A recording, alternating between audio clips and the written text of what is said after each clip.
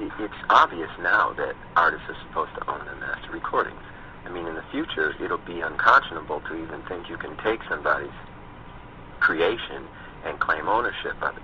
See, unfortunately, this discussion is going to start to barrel into a discussion about the human genome and the DNA and all the rest of it. When it gets there, then we're going to be in the deep water. See, so it's better to start the conversation now before we get into God talk, you know. I like to give props to Live Nation. $25 is what we used to pay for concerts. Absolutely, yes. Then somebody called Ticketmaster came in, and so now we're showing who the real Ticketmaster is, and you know, putting the right price. Well said. You raise a lot of money for helping people out. Already, you've gifted $2 million to arts, education, and environment funds, right? That much? Yes, $2 million. Yes. So you're vegan or you're vegetarian? Yeah. I don't mess with no red meat, though. No. You want to live. Well, something. Well, that's one thing. The other thing is we're finding out that, well, I probably better call a lawyer about this, but just say allegedly. Allegedly, when you ask for a hot dog, you get an artichoke. Well, you get what you ask for. Yeah. So in your vault at your house, you have I understand about 1,000 songs that you've written, and you could write a song every day. It is your life. It's your heart, and your soul is in writing. Yeah, I'm in recording rehab now. I'm writing too much, so I'm taking a break. The industry's going through a lot of changes. I'm gonna just let that. It has gone through a lot of changes. Do you think the internet? Do you think that's helped music? It's helped the people who sell the music. You know, for an artist, you know, they don't make the money they used to, and I think we tend not to value things we can get for free. Right. If you put anything in the place of music and say you got it for free, you'll see what I'm talking about. I kept all my records. You got them? Yeah. That didn't get stolen from me. Yeah. I imagine that you would have a huge collection and prefer to listen to music on vinyl. Yeah, I grew up listening to that. We take this for granted, but I am here today because of the golden age of the 60s, 70s, and 80s of music. And this is when artists played their own instruments. They wrote their own songs. They had to perform next to people like Ike and Tina Turner, Wilson Pickett, James Brown. I mean, you got to have your act together. I don't mind fans singing the songs. My problem is when the industry covers the music. See, covering music means that your version doesn't exist anymore. A lot of times people think I'm doing Sinead O'Connor's songs, right, and Shaka Khan's songs, when in fact I wrote those songs. And it's okay when my friends ask to do them, but there's this thing called the compulsory license law, which allows artists through the record companies to take your music at will without your permission, and that doesn't exist in any other art form, be it books, movies. You know, there's only one version of Law and Order. Yes. There's several versions of Kiss and right. And there should be one version of music. You would think. How can that change come about? How does that happen, Prince? How can you make that happen? Well, with your help and people just talking about it, there have been a few journalists that have taken a stand and spoke on it. But you know, I don't know. Would you take credit for the text craze and abbreviating words like "I would die for you"? Well, there were many people playing with words and language for all of history, but there's so much craziness on the internet now. I don't want to take no credit. Well said. Islam, and welcome to Sister Standing on Law. This is your host, Anita L., along with my co-host, RVBey. Islam, I almost didn't press one. I just did in time, yeah. I know. Yeah, you were trying to call me to tell me that, yeah. Wow. It shows dedicated to Prince. How do you like that little ditty there? Yes, that was hot.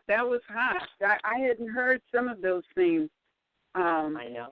And you know, it's really a sad thing when someone as great as Prince transforms, and it's after he transforms that you realize this was absolutely, I knew he was conscious, but I didn't know he was conscious to that degree. You know why I think that happened? I think that happens because I think that people are so in the same mental frame of mind that they just, you know, like they just might listen to his music but not really, or they might think, oh, well, you know, he's popular, so he's just like all the rest in terms of just listening to, you know, his music or whatever. They're just in such a rut. Then afterwards, you're right, you can speak on that. It's always afterwards people start digging stuff up and finding stuff they didn't know, you know. Like you got something you want to read, but I don't know. That's what I think it is. It's we you know, I think that as a people we need to stop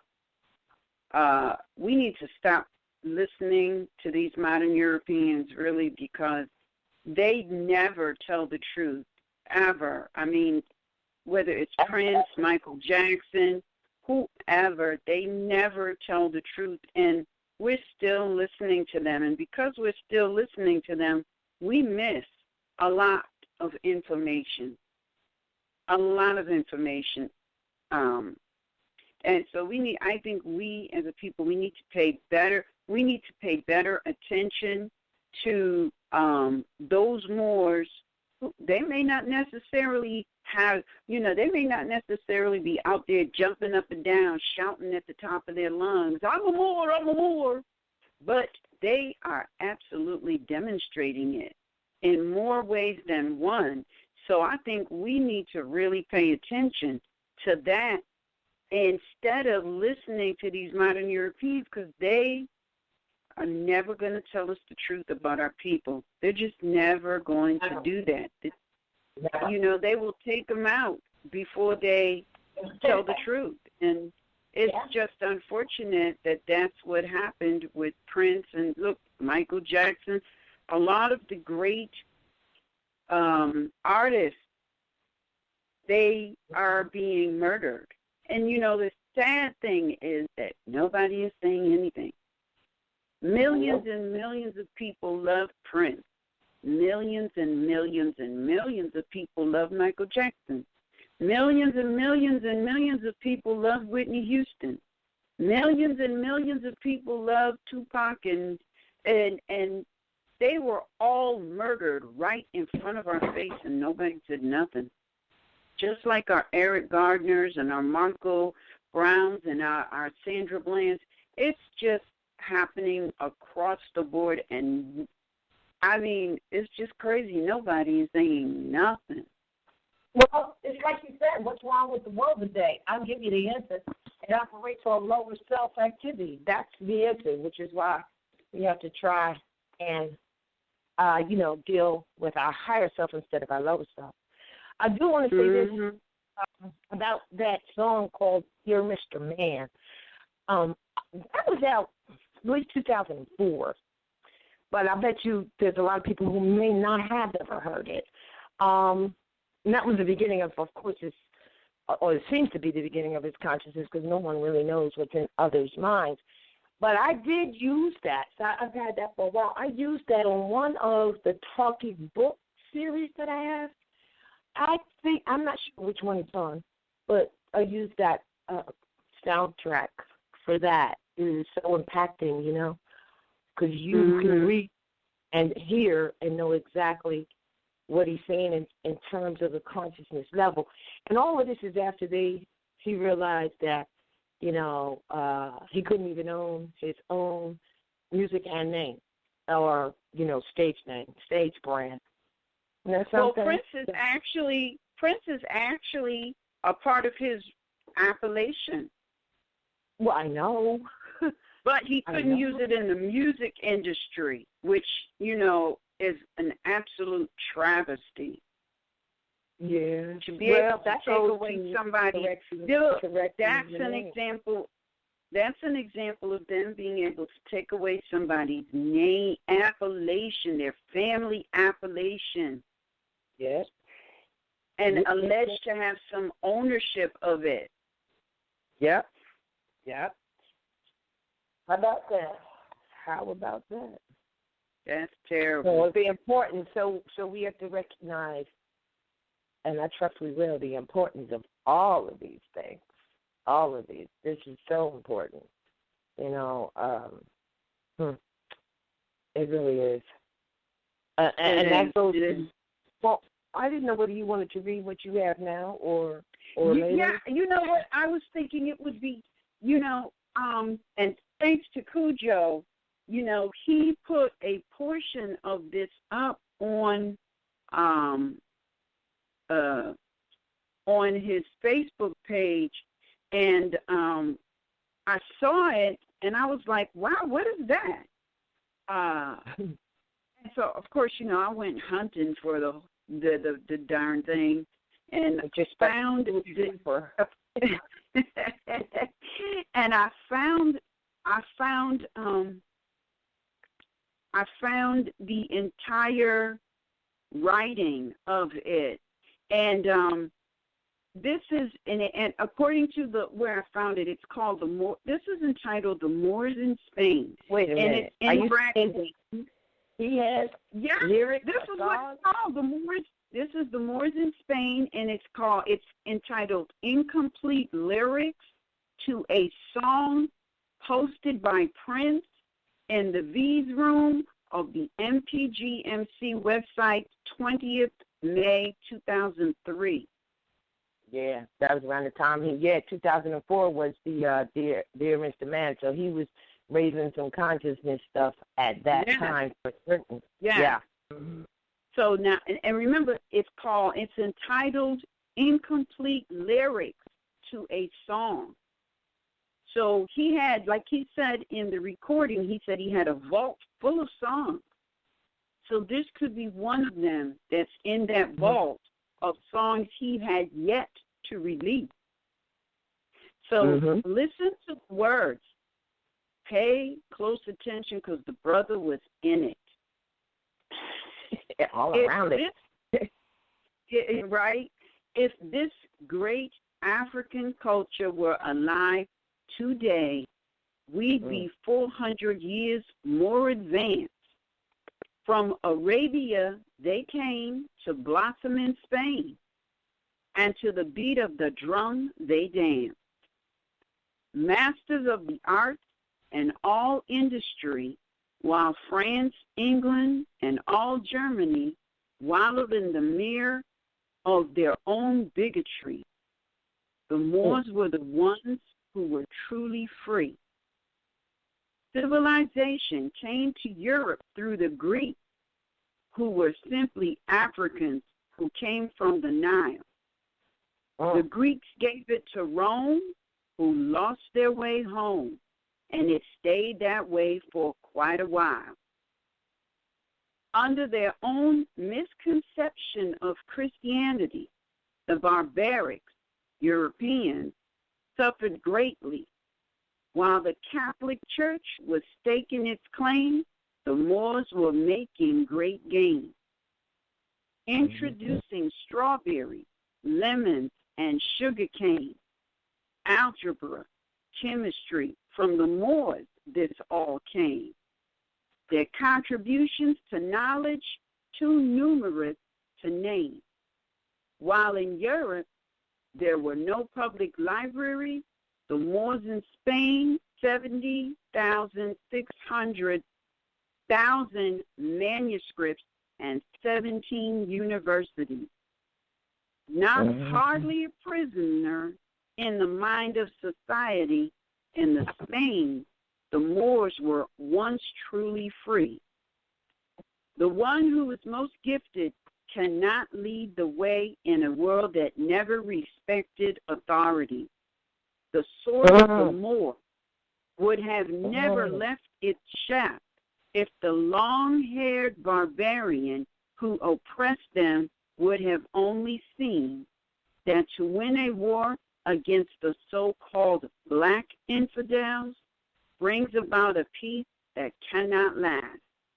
But I guess all's well that ends well, Well, it ain't over. Is That's that it? the end. That's the end. Look, in the audio clip that I put together there, he said, look, when they were talking about voting, right? Now, for his religious reasons, he really doesn't vote.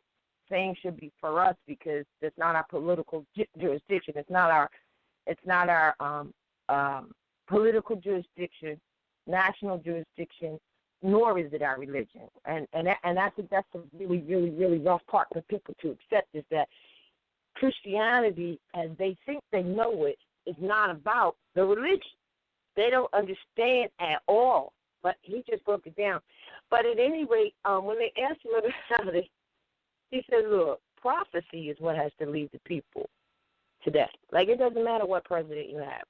The verse you just said, it really doesn't matter. It's all going to work out. No, Prophet Noah Joe Lee said, look, I don't care what it looks like, it's going to be in the hands of Moorish.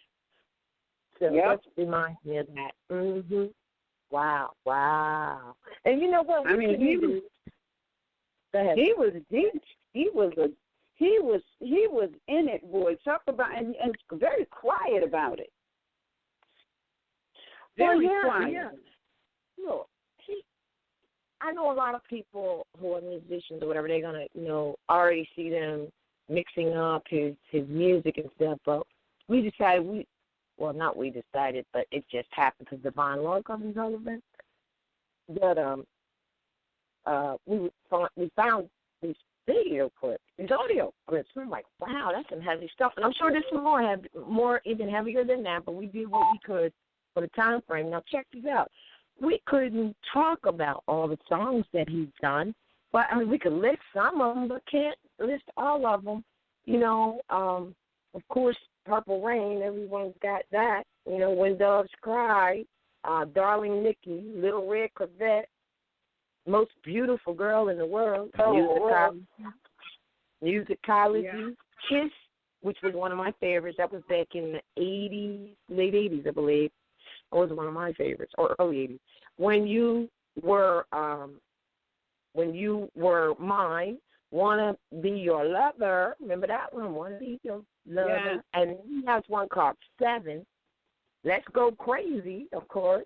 And Sometimes It Snows in April. Those are just a handful of some of the songs you may be familiar with, but he has so many more that, I feel bad just mentioning those. But I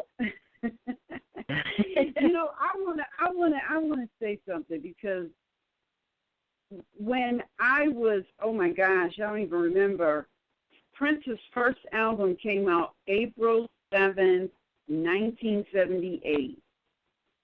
And I remember at that time the only really good at that time in our area, the only so-called black radio was on AM, and it shut down at like that too, so did I. Yeah. Yeah. Yeah. So everybody was on WKND 1480. I don't even know if they're around anymore because, ever since FM picked up, nobody listens to AM anymore.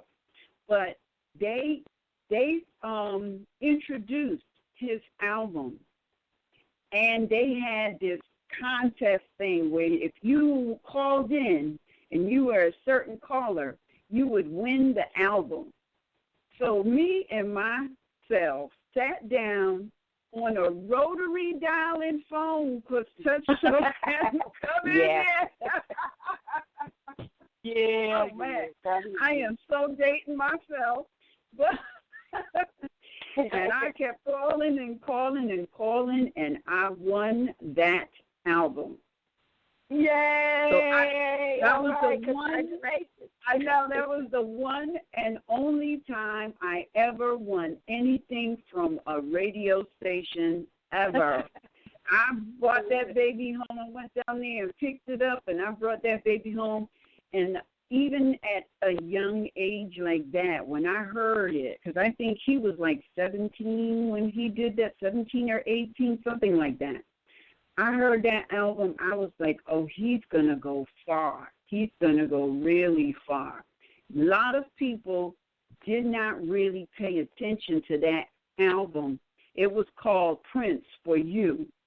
And when you a lot, like they didn't, there was a couple of songs on there that they promoted. I remember the whole album because I played it to death, and I still have it to this day.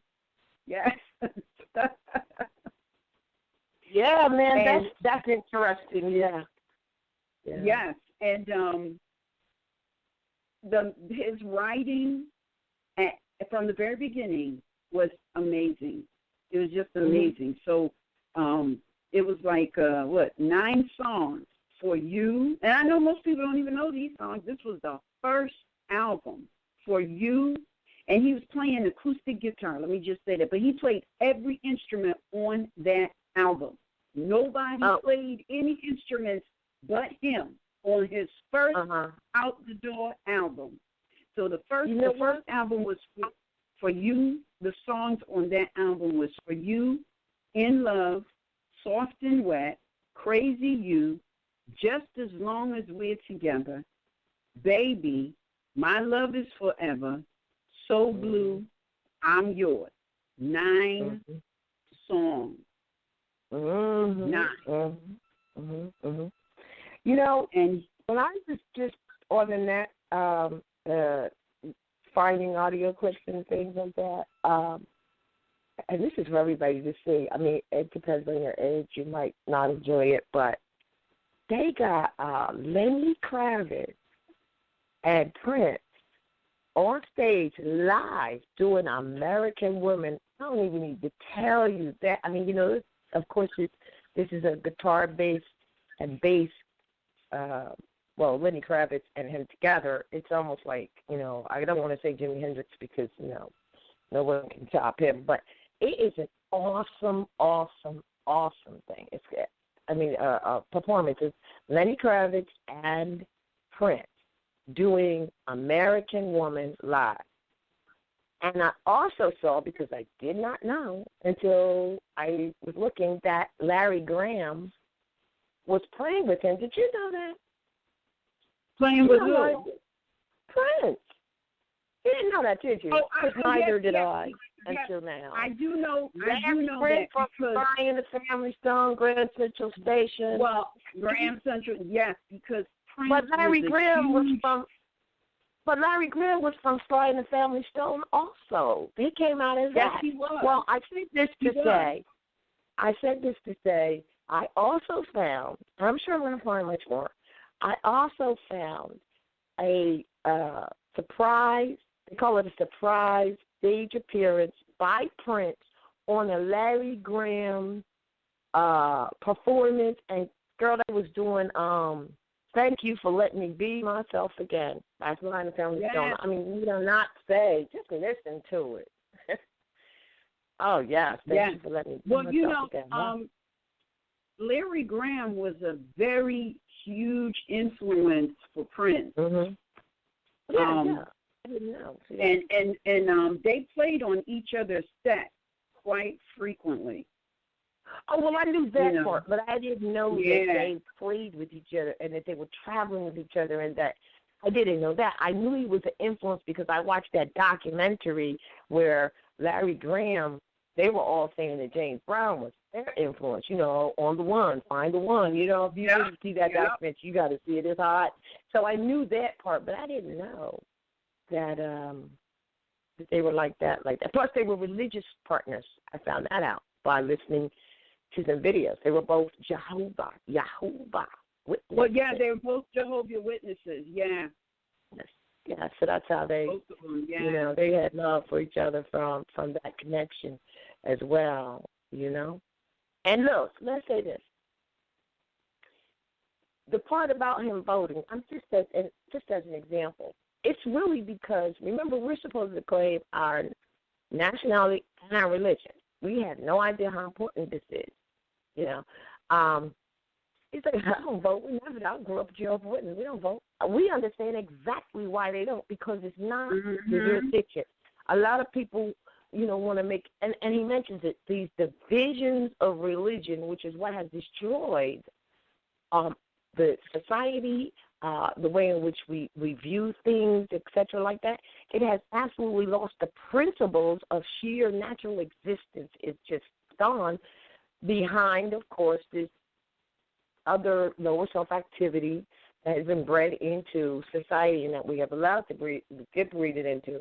And that brings us to discussing a little bit about when we talk about his quote unquote appellation or them owning his name because they made it corporate. Just like when he was saying that. See, if you have knowledge, you can read into everything he was saying.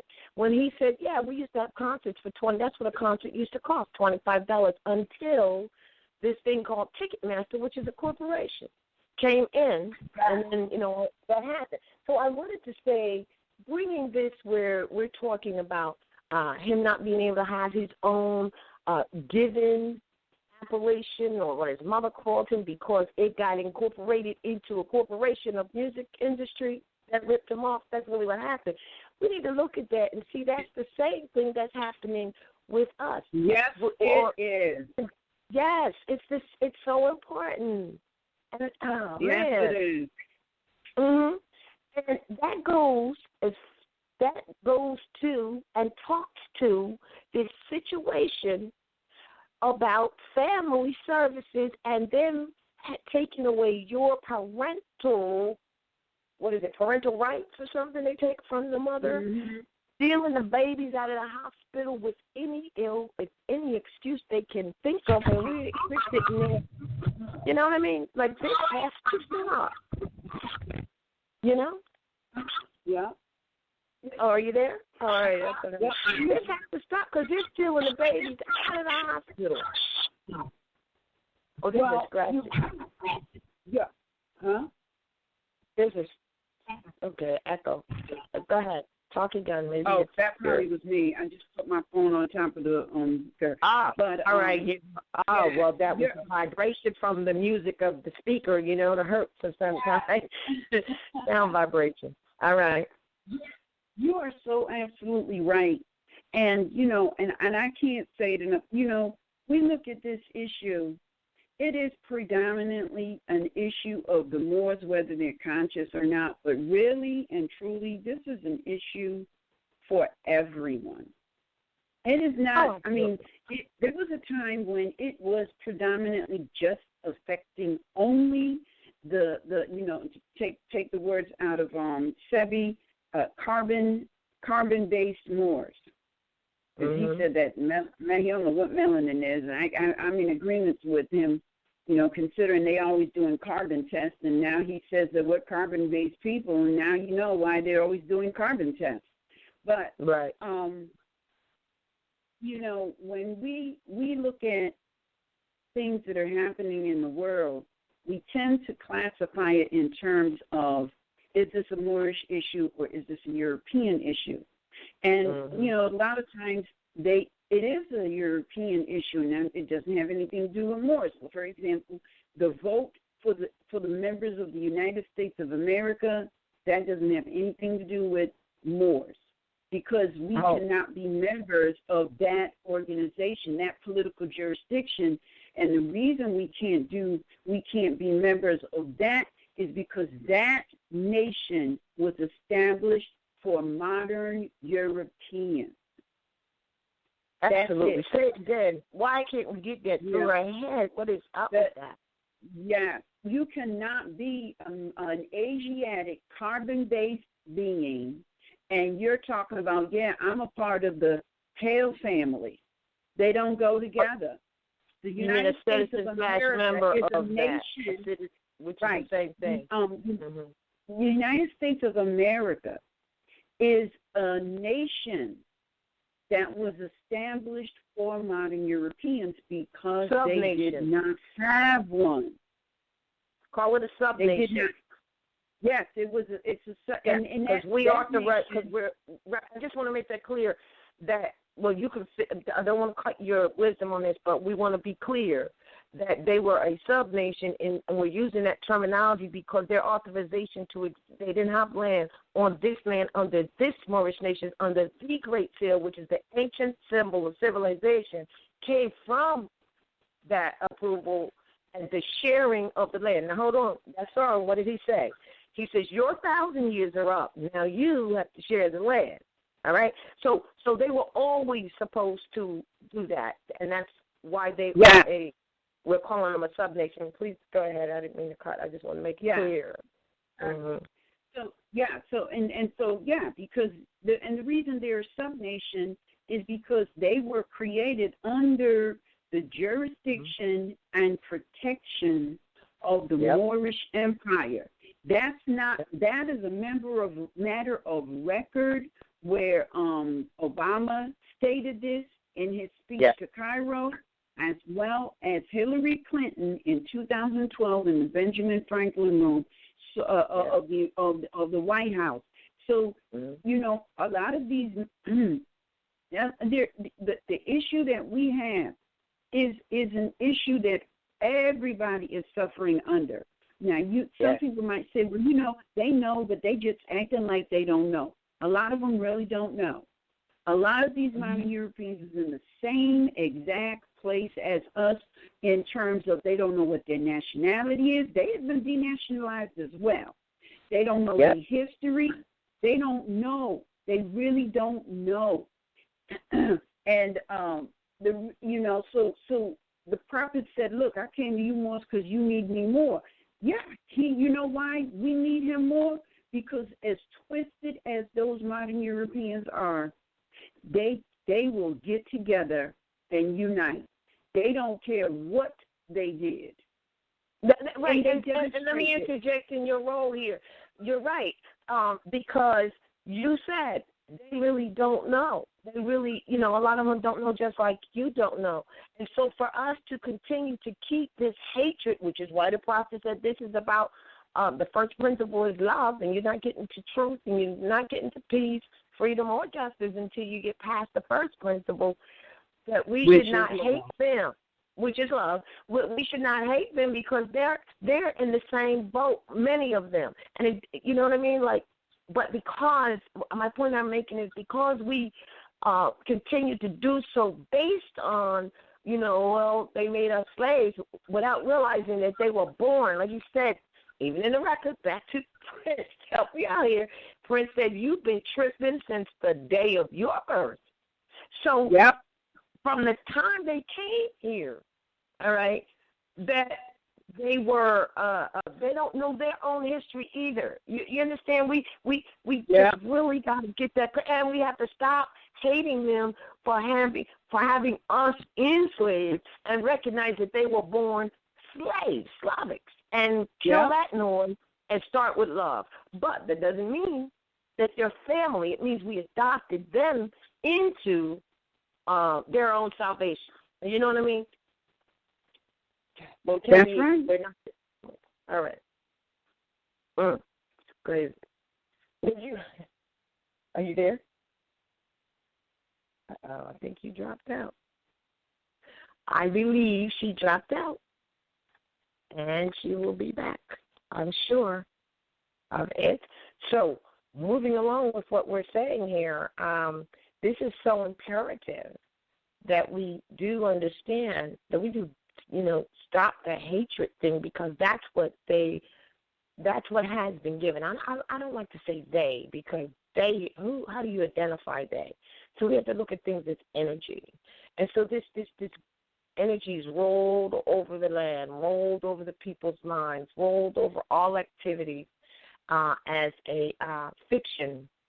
And it has us hating instead of loving because we don't like the history. Let's get real. If you really want to say this because of what has happened, then the first thing you need to know before you make such decisions is what really happened. Are you back? Yes. I don't know what happened. My phone just shut off, and I was like, oh, my God, what's going on? It's the energy. Gosh. It's the energy. So go ahead and finish what you were saying. I was just holding it down. Good. Thank you. Now I got to remember, what was I saying? Well, you were saying that they don't know, that they're in the same boat, and I just interjected the importance of this is why we're supposed to seek the love in the higher self instead of the lower self activity, because a lot of them do not know. And I was saying that we are trained, we've been indoctrinated to keep the discord and the hate. We know that's true because we have it amongst ourselves. Yeah. Yes. And you know what? And it's, I feel that we need to really do a lot of soul searching, really, because there's so many things is speaking to us. There's just so many things that's speaking to us, and we need to pay attention to that because, look, we got so many movies that's talking to us. I think one of the biggest impacting movies to me was The Matrix. Yes. That was so impacting. We need to really pay attention to things that are being said in movies, and even in some of we need to go back. We need to go back to the old music because they were telling us some stuff that is going on right now. We need to be reading. We seriously need to be doing some mental contemplation. We need to learn to quiet our minds and just sit quietly and pay attention to our thoughts, because the universe right about now is talking through every means possible. So if you're not paying attention, you are going to miss it. And none of us can afford to miss it right now. None of us. It's just too much going on. That's a fact. But that's the chaos and the confusion amongst the people on here on the land is to that we miss it. You know what I'm saying? Yeah. That's part of. Yeah, it's all intertwined. But like I said, if you want to base something on what happened or what the history was, then the smart thing to do, I think, is to learn what the history actually really is. Then make an intelligent decision regarding, Yeah. Yeah. Because we really need to look at, we had some major iconic figures pass, just boom, boom, boom, boom, just passing. They're passing. Why? And I don't care what nobody says, they are being murdered. Look, Prince just let us know that they stole his name just like they steal our appellation, all right?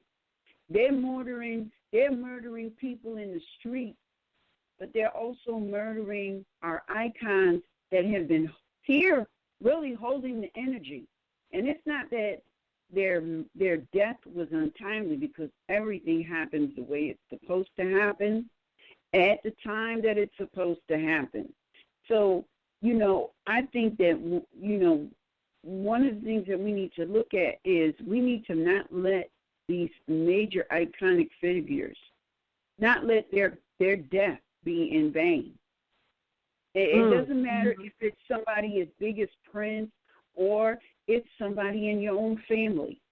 That don't let it be in vain, because they came here and they agreed to pass in that manner as a sacrifice to wake us up. And so we need to not let their passing be in vain. They're trying to tell us something, and they made the major sacrifice by, agreeing to pass in whatever fashion they passed.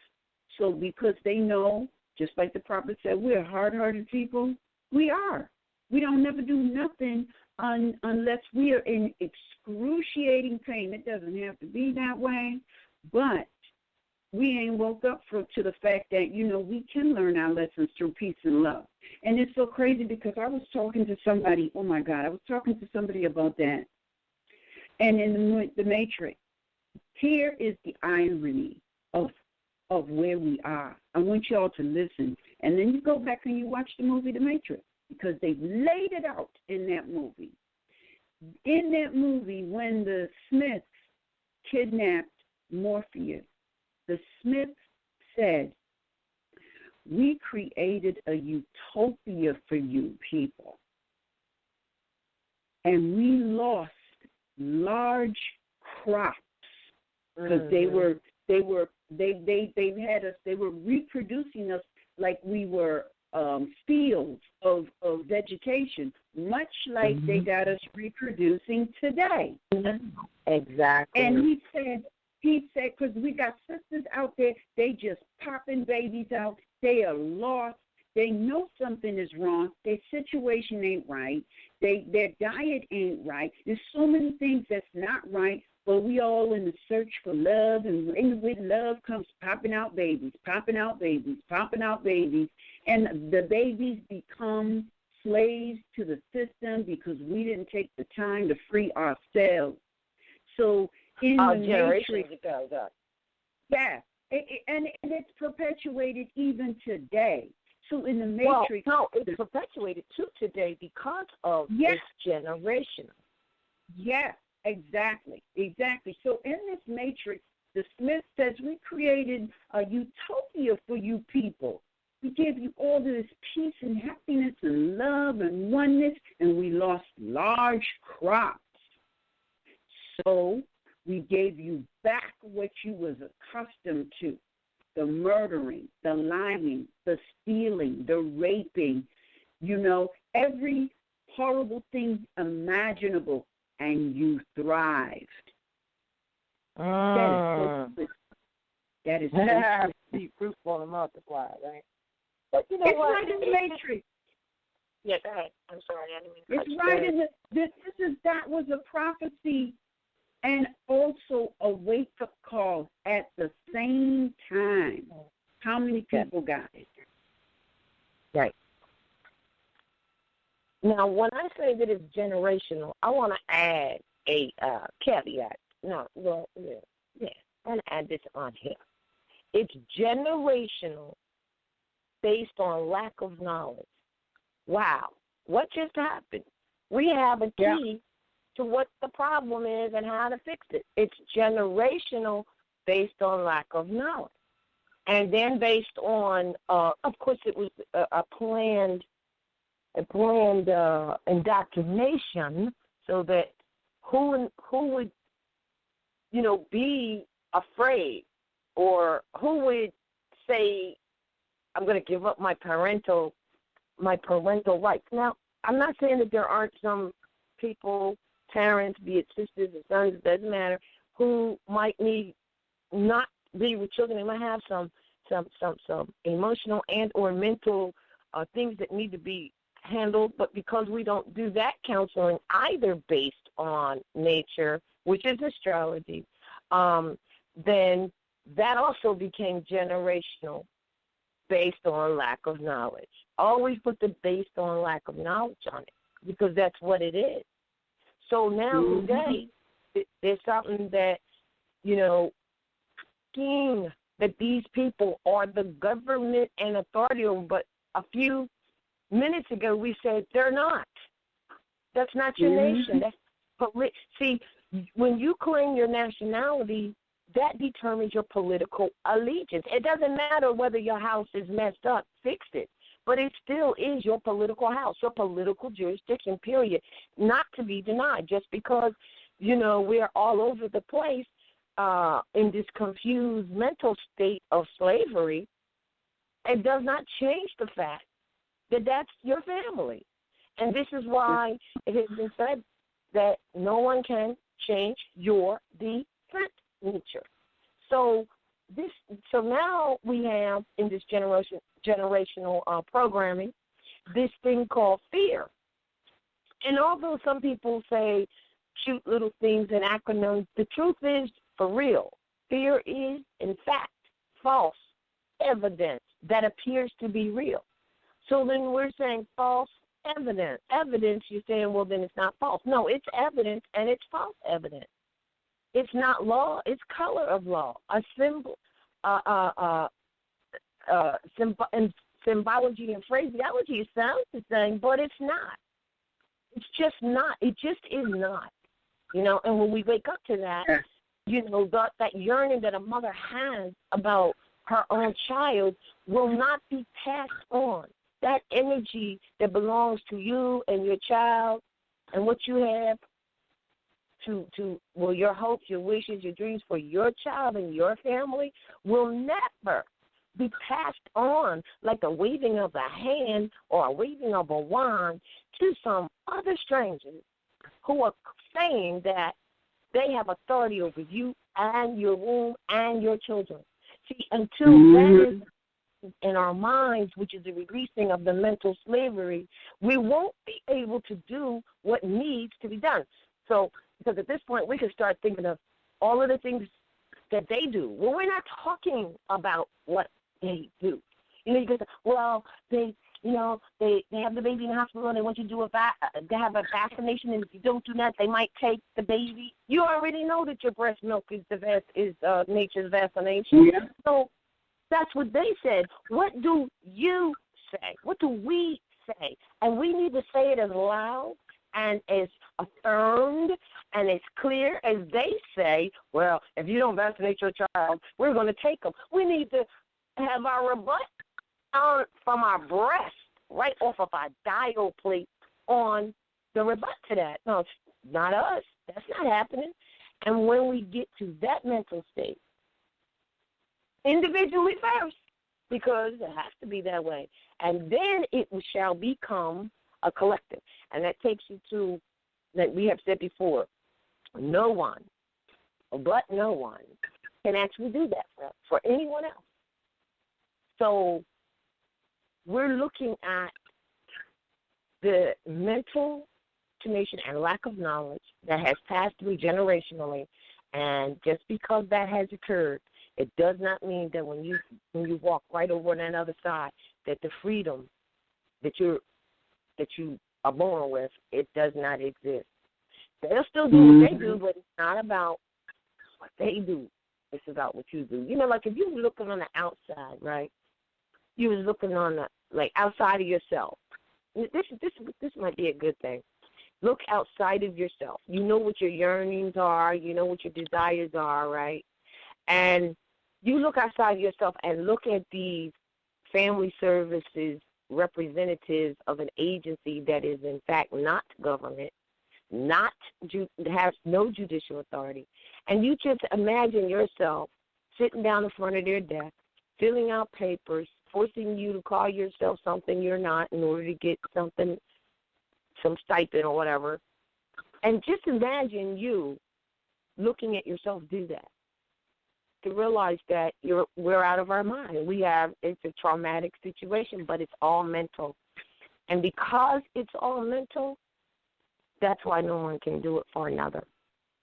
Mom. Yeah. Yeah. Absolutely. But let's see, man. It's just so much for us to really. It's so much. You know, it's interesting because this is the age of information, and it's like a door in the sky has opened up and dropped all of this information on us, and it's just dropping, and it drops daily. Now, what we need to comprehend is we have to take the time to absorb it. It's not going to happen in a minute. It's just not going to happen in a minute. So we need to get the younger generation, it might.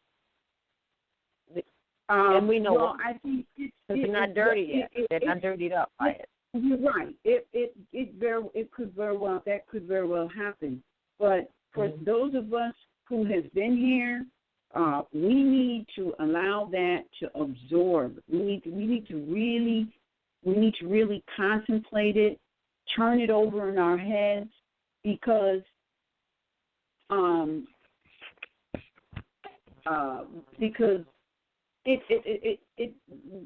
that information that is out, it is coming to us. It is coming to us at the right time, because this is the time, and it is for each and every one of us, because we are here to do something. And that something, let me just say this, because everybody wants to be a teacher, everybody wants to be a speaker, everybody wants to be out there in the public talking. The most noble thing that we can do is absorb that energy, that information, and hold it. That is the most noble thing we can do, because that energy is so powerful. It's going to take you a minute to be able to absorb it, and then you have to hold on to it. And let me just give you an example of what that means. And you can try to do this. Every day, most people will wake up, they might wake up angry. Nobody, let me rephrase that. You might wake up and you're not at peace. That is not the energy you are supposed to be holding. So when you realize that you are not thinking, feeling, and projecting out peace, you need to stop and you need to get yourself together and get that peace back. And then you need to continue in your day under the influence, projecting peace. Now, I'm going to tell you, that ain't easy to do, but you can do it all the time. That is what holding the energy is. We need more noble Moors to absorb and hold the energy of peace and love. The first principle is love. And we need, and with the love comes peace. And we need more noble Moors to learn how to hold that energy, so that across the nation and even around the world, we have Moors that's holding that energy of peace and love, so that it can manifest and come back to us. That is the most noble thing any Moor here today can do.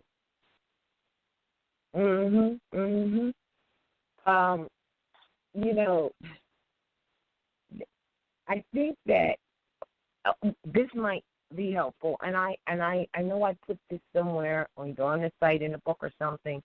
A lot of us, we're talking about energy, and a lot of us are emotional, right? Now, there's nothing wrong with being emotional, because emotion really simply means energy in motion. The question is, energy in motion without any direction is destructive. That's where it becomes a problem. So make sure we understand what energy and motion is when we're saying emotion. But it has to have direction. Otherwise, it's powerless. So, knowledge is power, of course.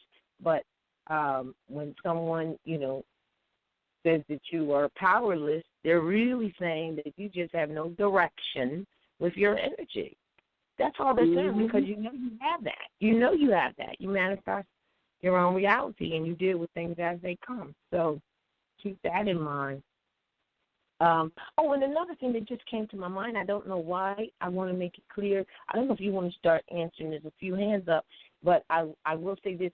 When some things we take literally, and that's why even in Prince's dissertation, when he was audibly speaking, he says when you deal with written word or religion, which is your allegiance, to bind yourself back to your allegiance, sometimes when you deal with it just straight up instead of with the dogma. So, for instance, when he said, and he's talking about these people with this negative, lower self-activity energy, when he said your 1,000 years are up, now you have to share the land, right? Keep in mind that when you put 1,000 years, when you read scriptures, especially those who say they read the ancient scriptures, or what they call the Bible, which is the Biblioteletext, and others throw the Bible out because they definitely don't understand, or know jack about what it really is. and the fact that that's ancient writing, and although they may have only taken 66 of them and compiled this, but they throw the whole thing out. But when you read in there, it says 1,000 years is a day, and a day is 1,000 years. So in essence, what is being said is your day is up. That's why it is over. That's all that's being said. And the other thing is, I don't know if you're ready to take calls or not, but I just want to make it clear that at the end of this session, we have a closing song and more sound bites from Prince. Now, the song is actually a live performance at the American Academy Awards when he first won an award for Purple Rain. And it's live, so I hope it sounds okay, but just bear through it because, he has the guitar going. You can't tell whether it's the guitar or his mouth because he can make the same sound as the guitar, right? And his mouth.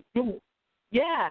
But at the end of that is some more very interesting audio clips from him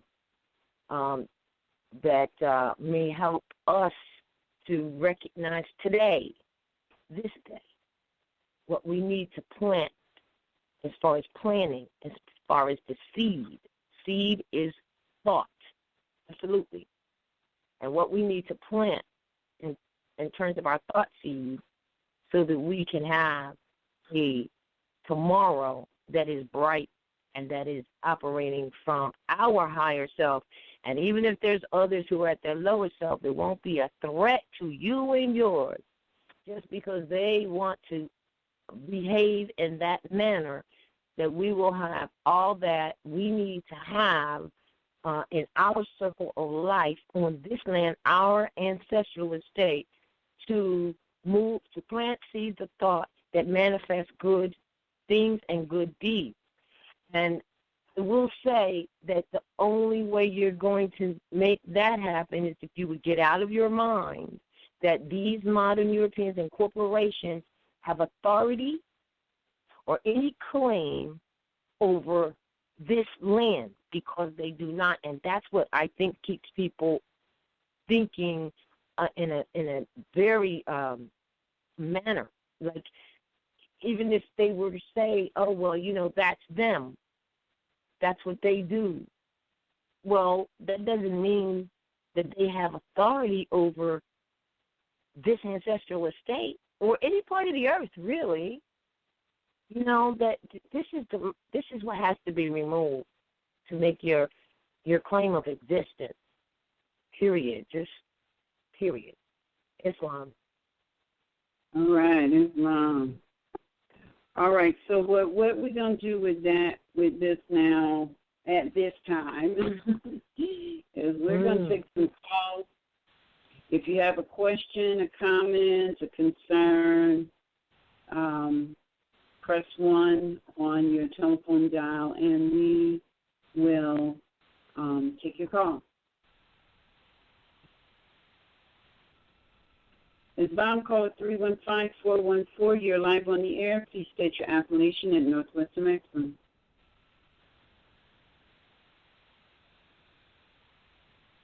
Caller 315-414. You're live on the air. They may be talking with their mic mute. Get back to them. Islam. 315 Islam. Oh, there's Islam. All right, thank you. Islam, thank you so much. It certainly was doing multitasking and listening to every word. Yeah. And my name is RVBey, and I have submitted my declaration for my nationality. And I think probably the best thing for me to do is to, just read what I wanted to say. I had a number of comments to the various topics that you pressed upon, and that you spoke on. Now, I listened in. I think it was Wednesday night for Sons of Allah and Tubman 20 Note. And so I received the upload notice this morning, and I checked out their video. And I'm not sure, Sister, if that was you, Ross, in the video. But I just want to say that it was just spectacular. It was really, really engaging. I don't know if you've seen one. If this was you, then you of course know the video I'm speaking of. Is it the one where they had blue and white on? I don't know. The children were. It was in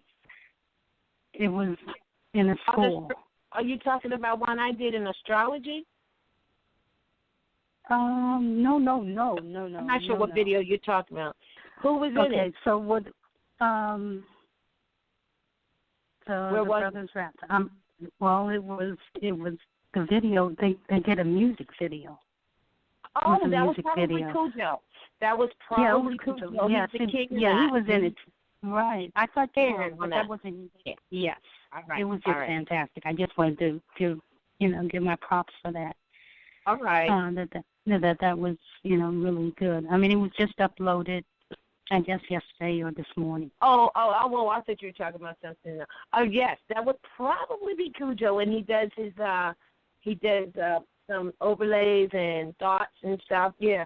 Right. Yeah, and it was a skit or a little mini movie or something like that. But it's on the Canon Moor. Yeah. So anyway, I just wanted to say that was fantastic. It was really. I'm sure that it will be interesting to the youth, especially. And my second thought was on the list of the Moors in Spain. You mentioned that Prince had a lot of awareness about his nationality, who he was as a human being. I don't know if he knew about history. He had a lot about history. He had a lot of information on history. And that he also was collaborating with, just most recently, with Harry Belafonte. I'm not sure if you are aware of that. And given, being aware of a lot of the silent or the quiet ones actually do, have a lot of insight. And that there was a movie that Harry Belafonte was in called Island in the Sun. I don't know, it's a black and white movie. I think it came out in the 50s. So I don't know if you saw that movie. And so that was, it just really touched on the fact that, that there are a lot of,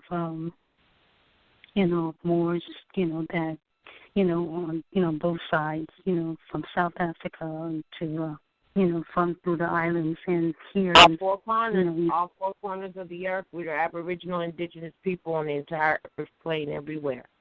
Yes, ma'am. That's right. Yes. And so I wanted to share that.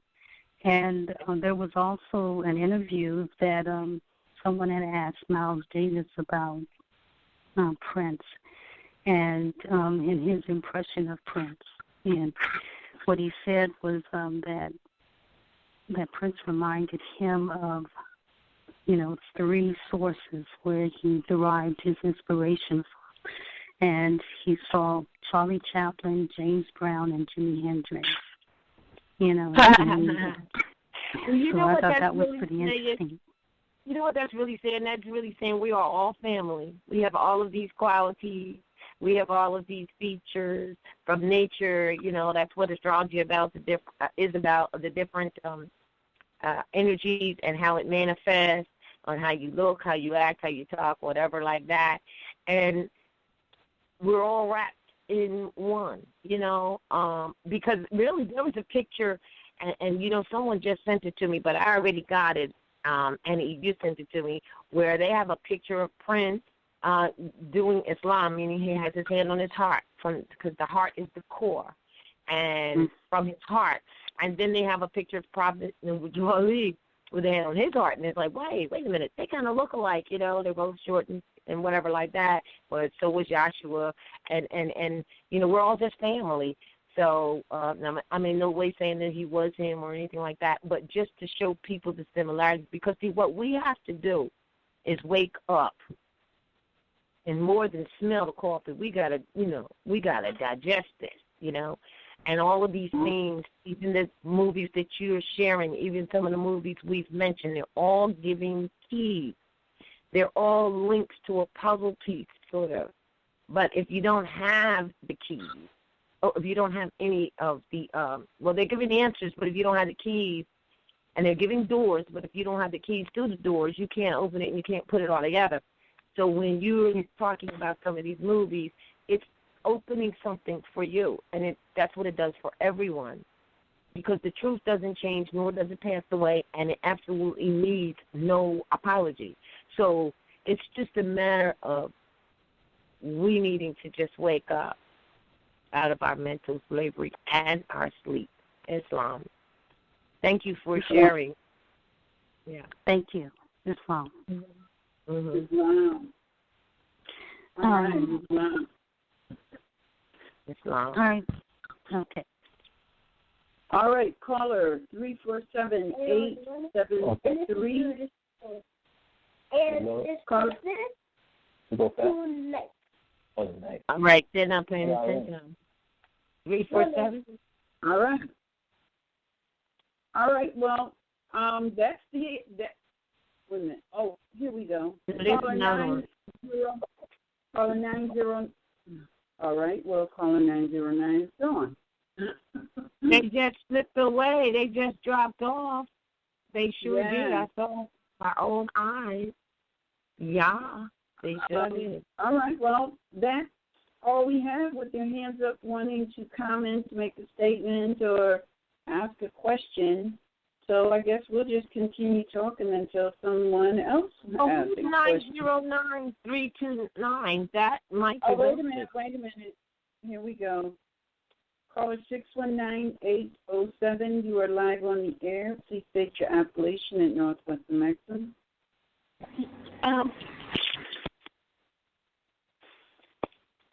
Can you hear me? Yes, we can.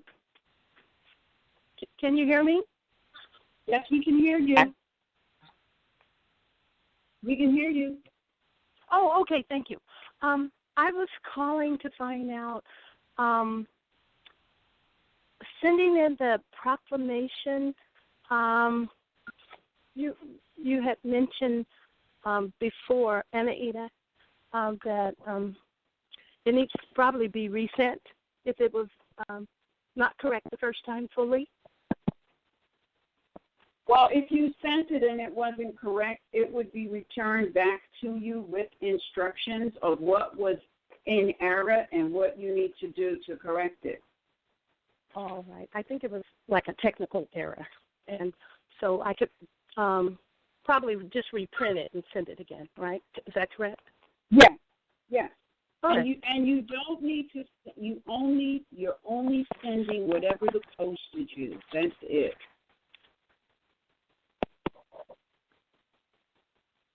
Oh, can you repeat that one more time? That last part you said. All right. I said you're not going to send the 25 notes again. You're only going to send whatever the postage is. I see. So if the postage to send it back to you to make the corrections was like $2.52, you're just going to send $2.52, not the 25 notes again. I think she's having some technical difficulties, actually. Yeah. Over the line right now as we speak. Yeah. Well, I can hear you now. Oh, well. All right. All right.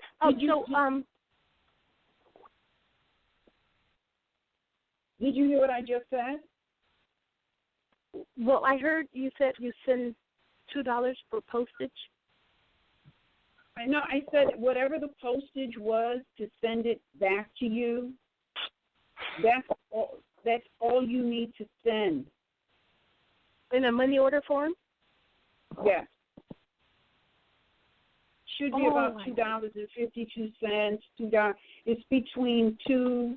It's under 3 notes, whatever it is. Okay. It's probably like 2.8 or 2. Yeah. Just look on the.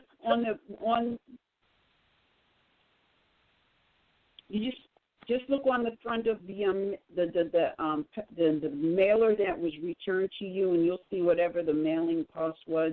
That's all you send back with the corrections. Yes.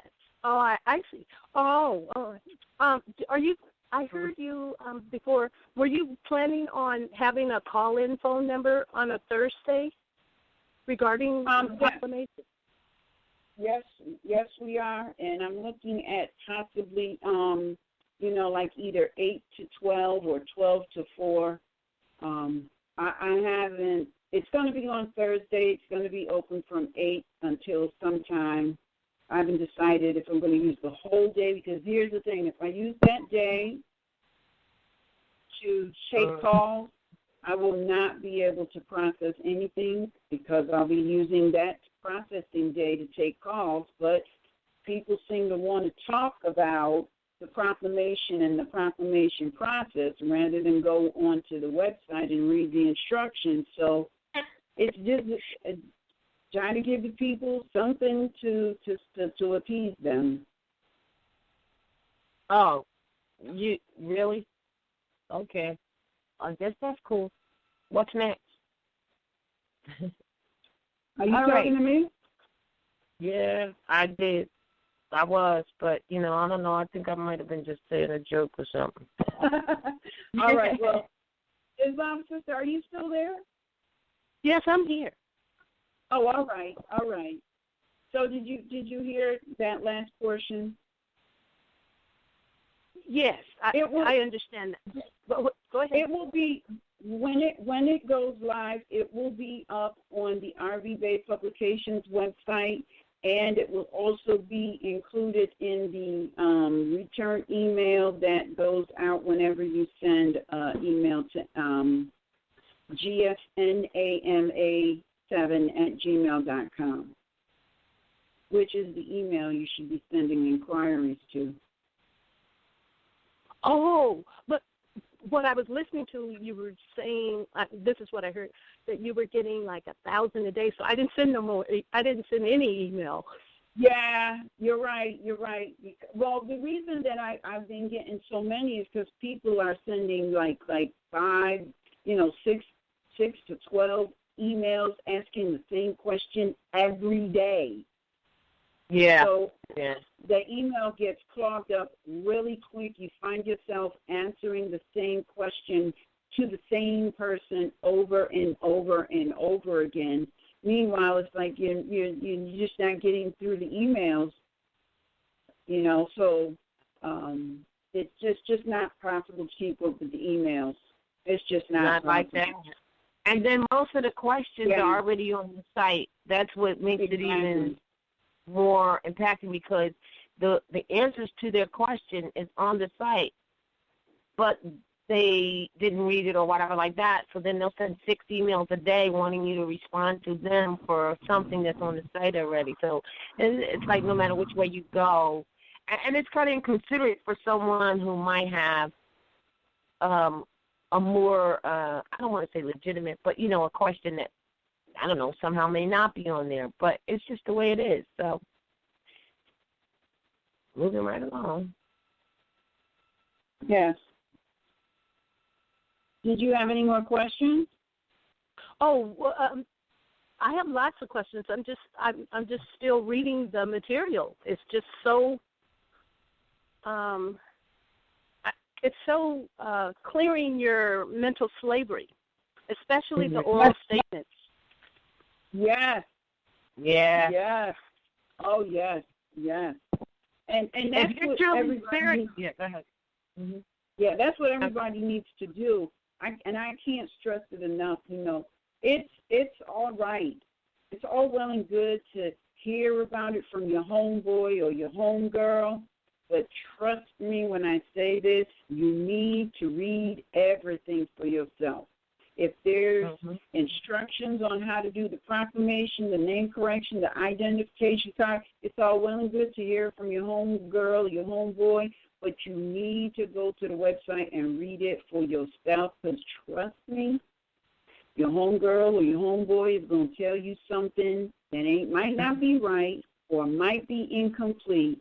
So the best way to prevent errors and things being returned or being delayed is to just go and read it for yourself. And in response to you, sister, you talking about the oral statements, you're absolutely right. They're very, very powerful. What it is it speaks to your spirit, man. So if you really are a spiritual person, it will immediately speak to you. Those oral statements. Mm-hmm. Yeah. And Edie, I have one more question for you. If one of the adult sons would like to tell you their story for you to write down, and all they have is information on a paper, you like to have that also mailed to you? Maybe? Record it. If it's on a piece of paper, record it. There's recorders on the phone. Well, no. I'm saying for her to, she needs his story. If he volunteers to tell her his story, I don't know the person, but they said they would tell her the story. But that would be for her to talk. I mean, through the mail, he had phone problems, so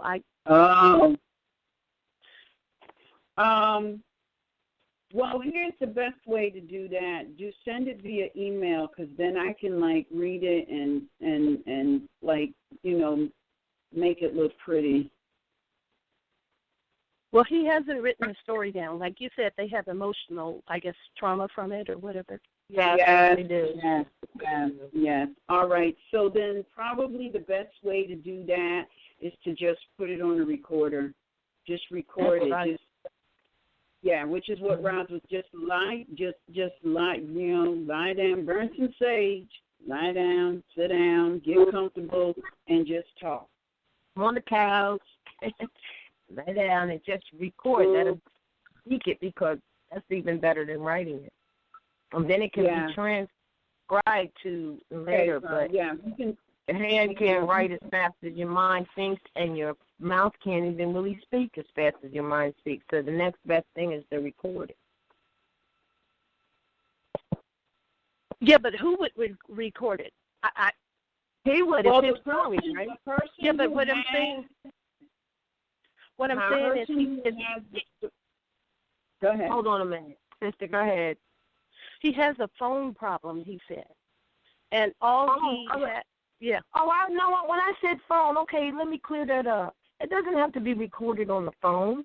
I'm saying to record it on a recorder. It could be a tape recorder. I mean, I was just saying that most of the phones have built-in, record effects, but it doesn't have to be on the phone. He just needs to record it.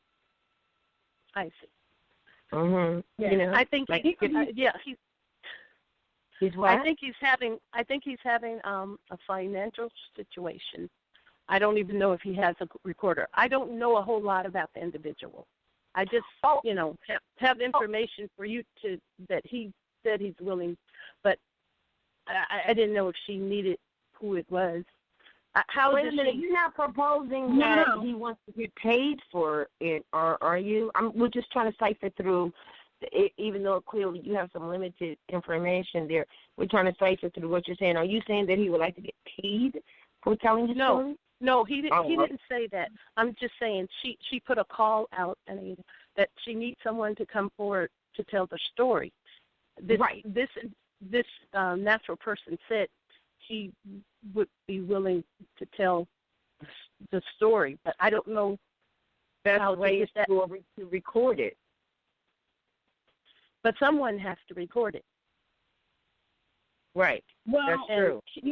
The tape recorders, he can get a really cheap cassette recorder, Yeah. And you can record it on there.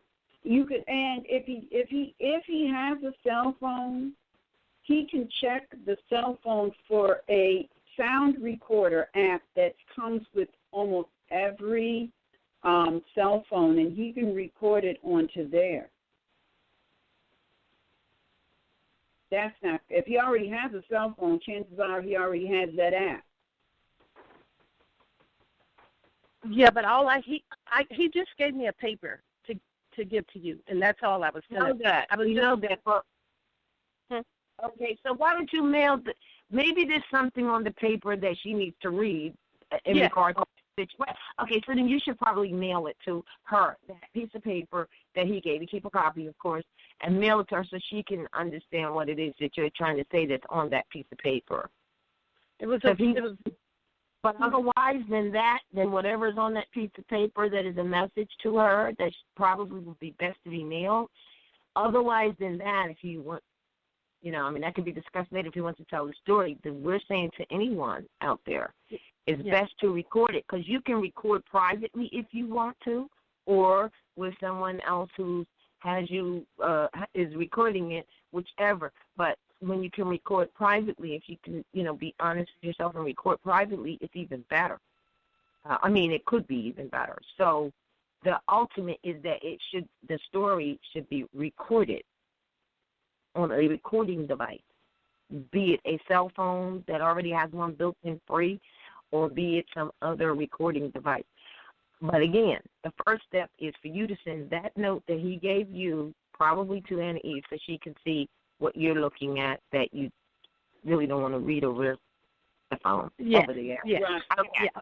Mail it. That sounds good. Yeah. What I can do is I can try and call you later on today after the broadcast. Alrighty. We can talk about this some more. Very good. Alrighty. Mothers, have a lovely day. Alrighty. Peace and love.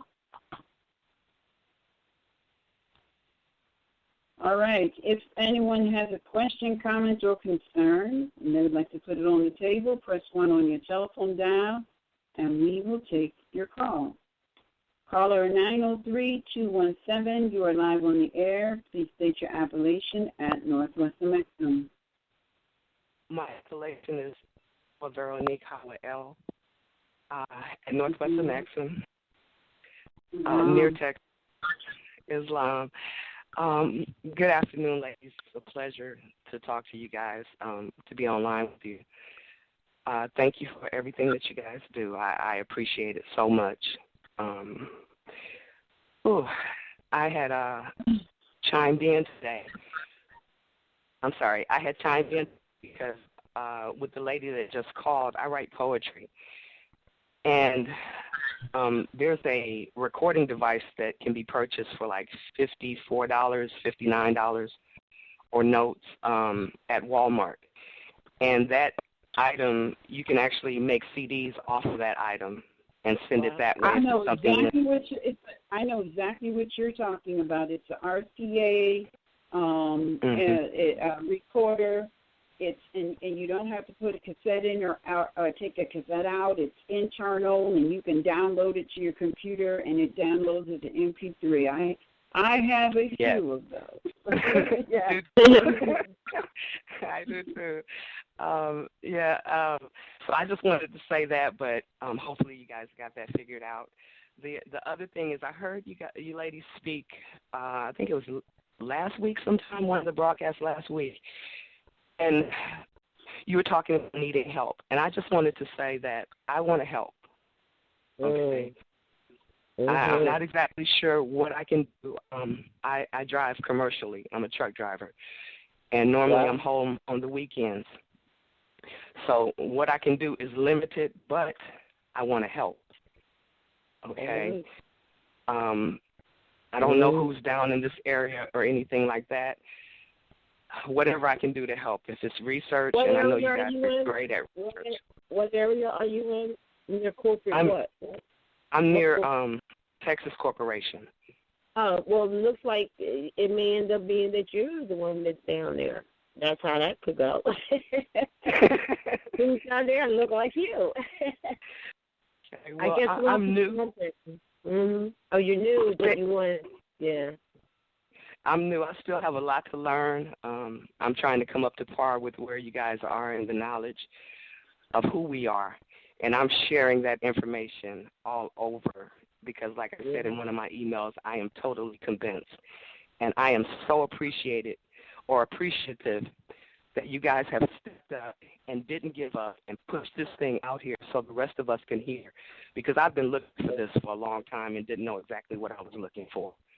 Mm-hmm. And it started to line up, and I'm like, I'm running around here. I'm in churches and, different places that I go, but mostly churches, saying family, family, family, thinking there's something wrong with me because of the way my family has been or what we've went through or disconnect or whatever the case is.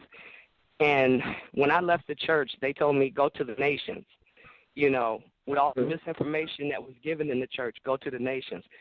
I'm like, we're moving to, near Chicago. I don't want to do poetry in Chicago. Them people up there, they on point. My poetry is not like that. But to go out here and to continue studying and to run into the videos that are online and eventually RVBey publications and to sift through all this information, like you said, my grandfather was the same way talking about, he could eat catfish with bones in it, put bread in his mouth, and pull out nothing but bones. Okay, so going through all this information and having to sift through them bones and figure out who's real and who's not real and where the true vein is and, adjust your thinking and all of that. It's been major for these years, because I've been doing this for about 5 years. And it's lining up. I'm like, I see that and I see that and wait a minute, okay, now I'm looking at that.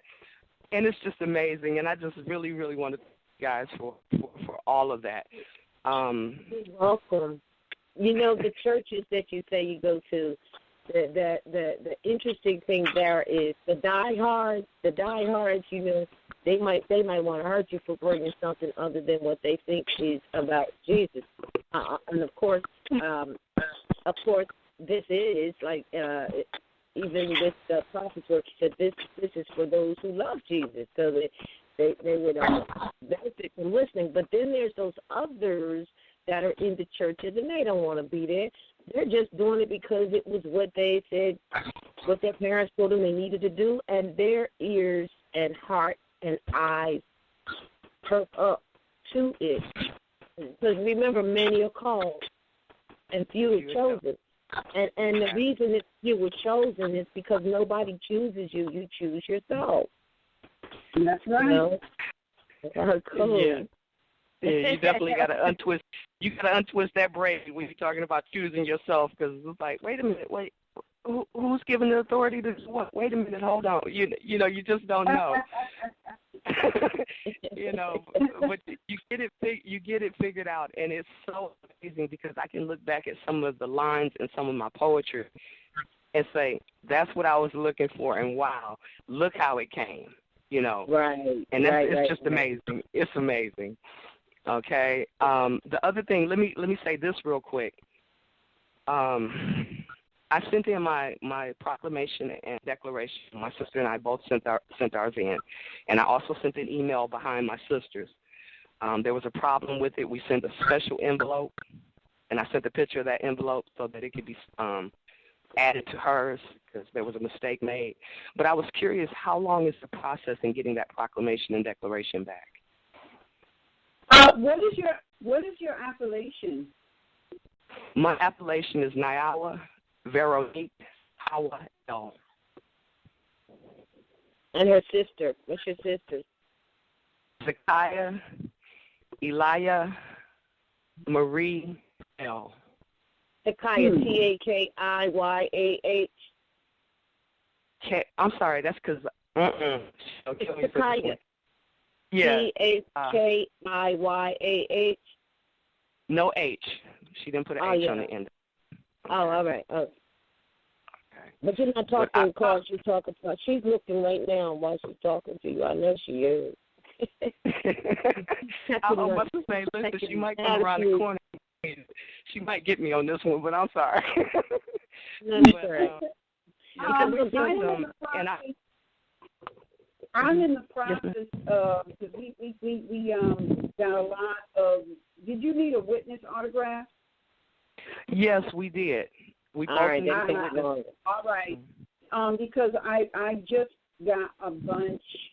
We completed a lot of witness autographs, and I actually just came back with them on Friday. So I'm going to be logging them in and then putting them, sealing them and putting them all together. And I'm trying to get that out in like the next 24 to 48 hours. But don't hold me to it. I'm trying. I won't do it. How it goes. I'm trying to do that because also, the post office, they're getting real tired of me coming in with all this bulk mail. So, they act like they don't want to work. So. No, look, I know that feeling.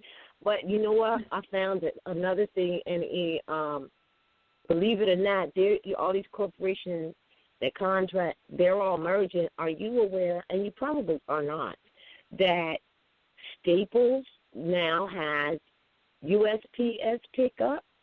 Bulk or otherwise? I do. Yes. I saw that the last time I was in here. And and that's like, I'm like, wow, look at this. So just so that, if you want to spread it one way or the other, and also UPS, and they scan in and give you the receipt on UPS. But of course, they wouldn't have to do that with the postage if it's all, but it has to already be on there. They're not selling postage. Right, and that's actually, that's what I'm working on doing. Yes, it'll be good. Will help. Yeah, because, if I do it myself, that's all I have to do is put in the zip code. But when I go to the post office, they have to put in the entire mailing location, which is extremely time-consuming. So, well, that's why you're going to have it already on there, so that does not have to be what you have to wait for. Exactly. Yeah. All right, we'll get that out. Anyway, so you're not checking the files right now. She thought she was checking for it. But already you know that if you need a witness, it's going to be at least minimum 3 weeks to 4 weeks. Yeah. Okay. Right. Okay. From this point here, like I said, normal. I just got a bunch witness autographs, and so those are going to get those will go out within like maybe the next 48, 72 hours. And and so I'm fairly caught up. I'll have to go check the mail and see what I have, what might have came in the last 3 days, but I got everything else. So if yours came in that time frame, it's probably in this batch that will be logged in. Okay. Like I said, we want to help. I don't want to mention online what part of that help is, so I'll send an email on that, what part of that help can be. Okay. And one thing, like I said, I don't know what your topic is today because I kind of came in late. I was on another phone call.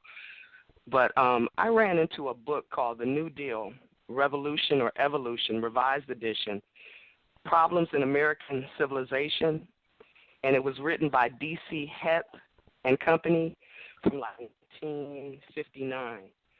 And I remember Todd Sharik saying something about they had put money into their accounts, okay? And this is just talking about how things are brought to you. I guess some people call it the law of attraction.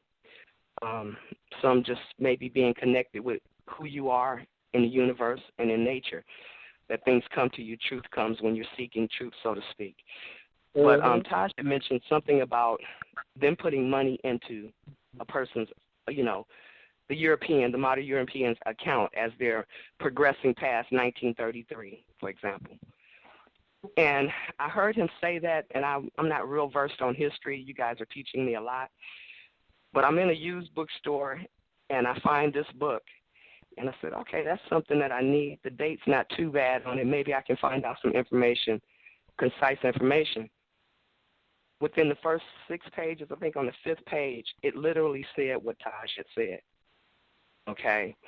And this book, I know it may be out of circulation, but it's almost like major because it goes back in the church, for example. We have something called the law of first mention, that if anything appears in the Bible, you can go back to Genesis and find out where it started at.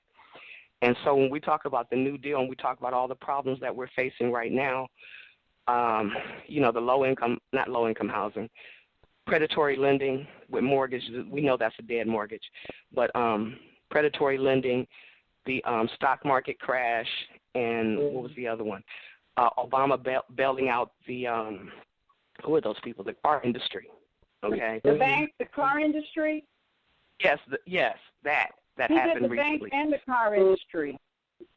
I thought it was the car industry. No, I think he let the car industry do what they needed to do and bailed out the banks. I think that's what it was. But you can actually find the origin of that in this book. For example, with the federal, the IRS, their Inquisitioner's Revenue Service, or the Internal Revenue Service, which is a corporation, you can actually look in this book and find the beginnings of that, what they were actually called, and how confused the people were when it came out. Because a lot of people some people that I talk to are like, why, they should have got this taken care of then. Why are we over here doing this now? And they want to just throw their hands up almost, because there's so much to sift through and dig through. And if you can go back to the law first mentioned, which is pretty much what you guys are doing when y'all go back to the Treaty of Peace and Friendship, and when you go back to the Clearfield Doctrine, right. and well, stuff like that. What makes it clear for those who say there's so much, it's it really becomes very simple in that who is who and what is what. They're not government, so therefore we need to stop acting like they are. The law of the land is in place, therefore we need to just walk under in and enforce it. So those are primitive, primary things that will absolutely help clear up that confusion.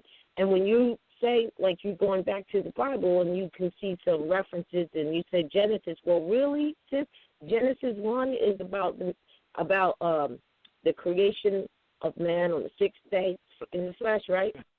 Because the spirit man. All right, but Genesis 2 is about the descendants of Adam and Eve. Many people miss that. It's not even about us.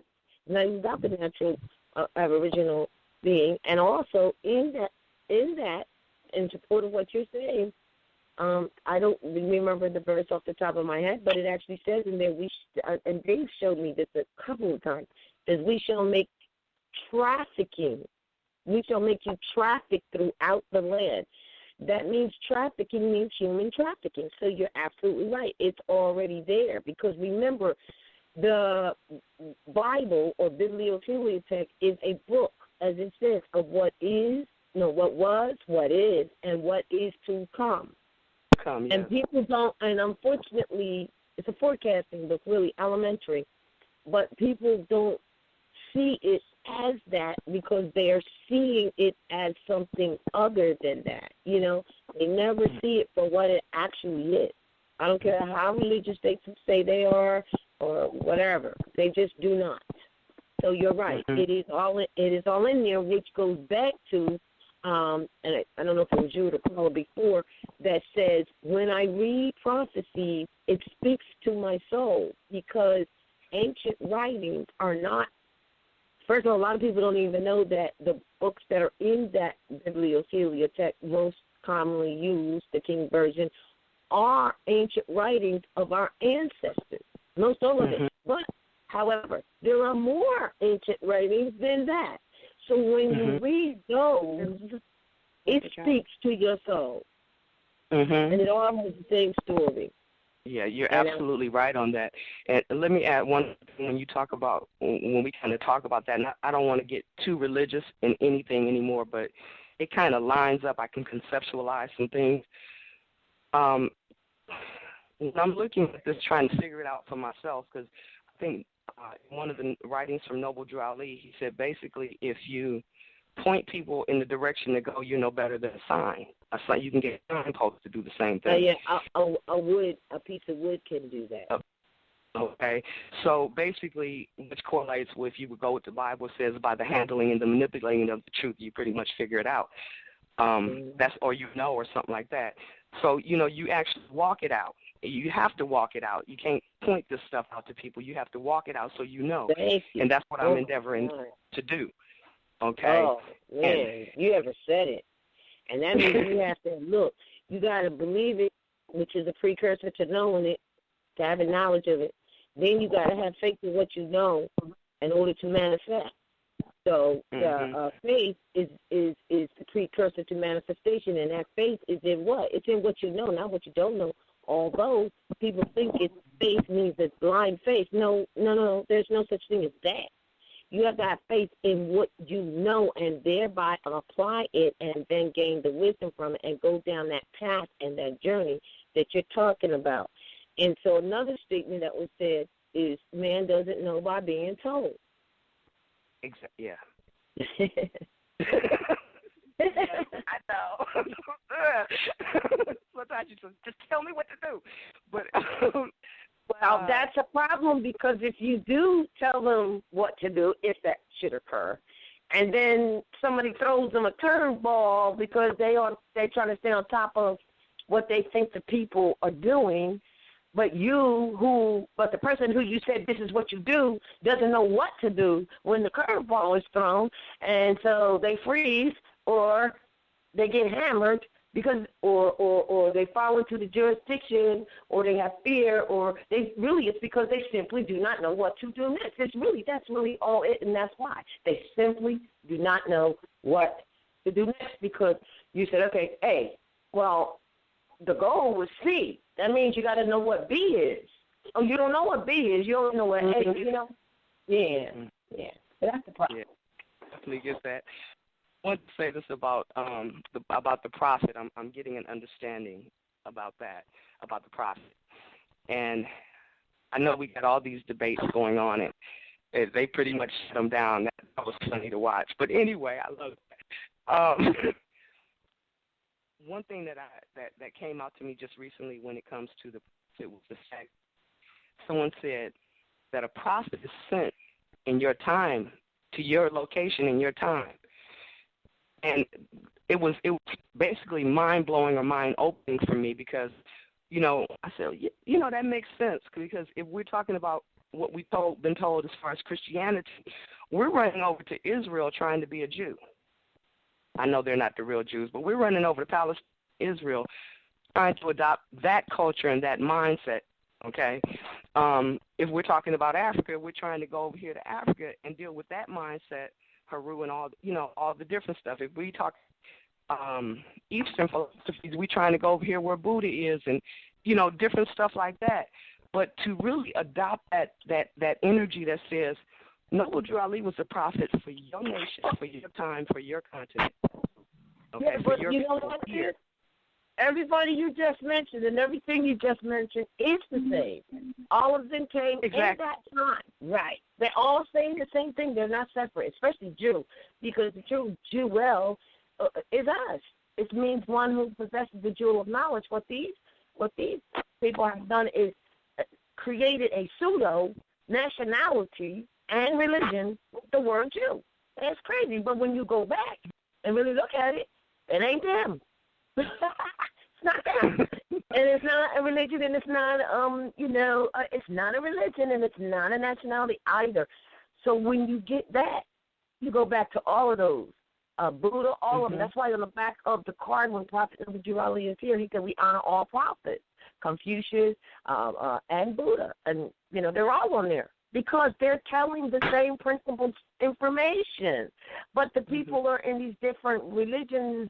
The people are seeing religion in such the wrong way as to what it really is that they don't even recognize that they're the same. Or they don't know for lack of study, for lack of knowledge.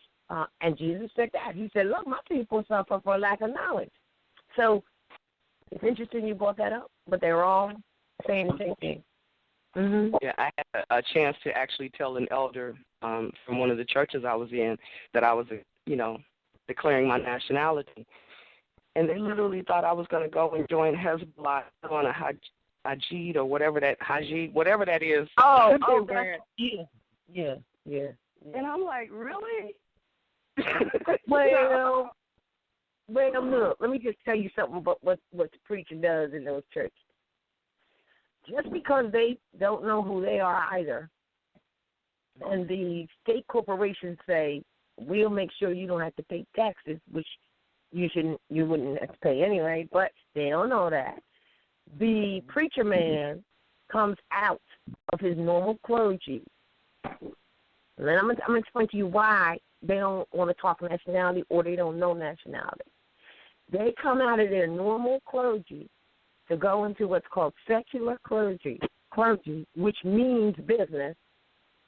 Even though they're in the house of God and everything that goes on in that house of God is, by the hand of God, then why do you step out of your normal clergy and go into secular clergy?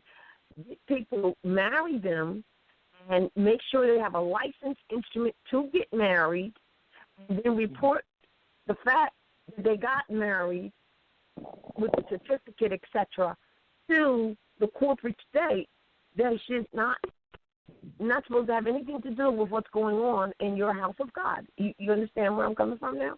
He's reporting you as a corporate citizen, as a fictitious person, not as a flesh and blood being, so that he doesn't have to pay taxes. And the sad part about it is he doesn't even realize that's what's going on. So when you say nationality, he has no idea what you're talking about, because he knows that he can't marry you and give any type of certificate, permission, authority of any kind to someone who's a national. He can't get that information to the corporate county down up the street that told him that they were going to make sure that he didn't pay taxes. He can't do that. So he's going to keep coming out of normal clergy into secular clergy so that he can get a benefit, whether he knows it or not. Some of them know, some of them don't. Some of them don't, and that's exactly true. And some of them are so deep in, and I think that's what I found. And I'll mention no names and make no descriptions or anything like that. But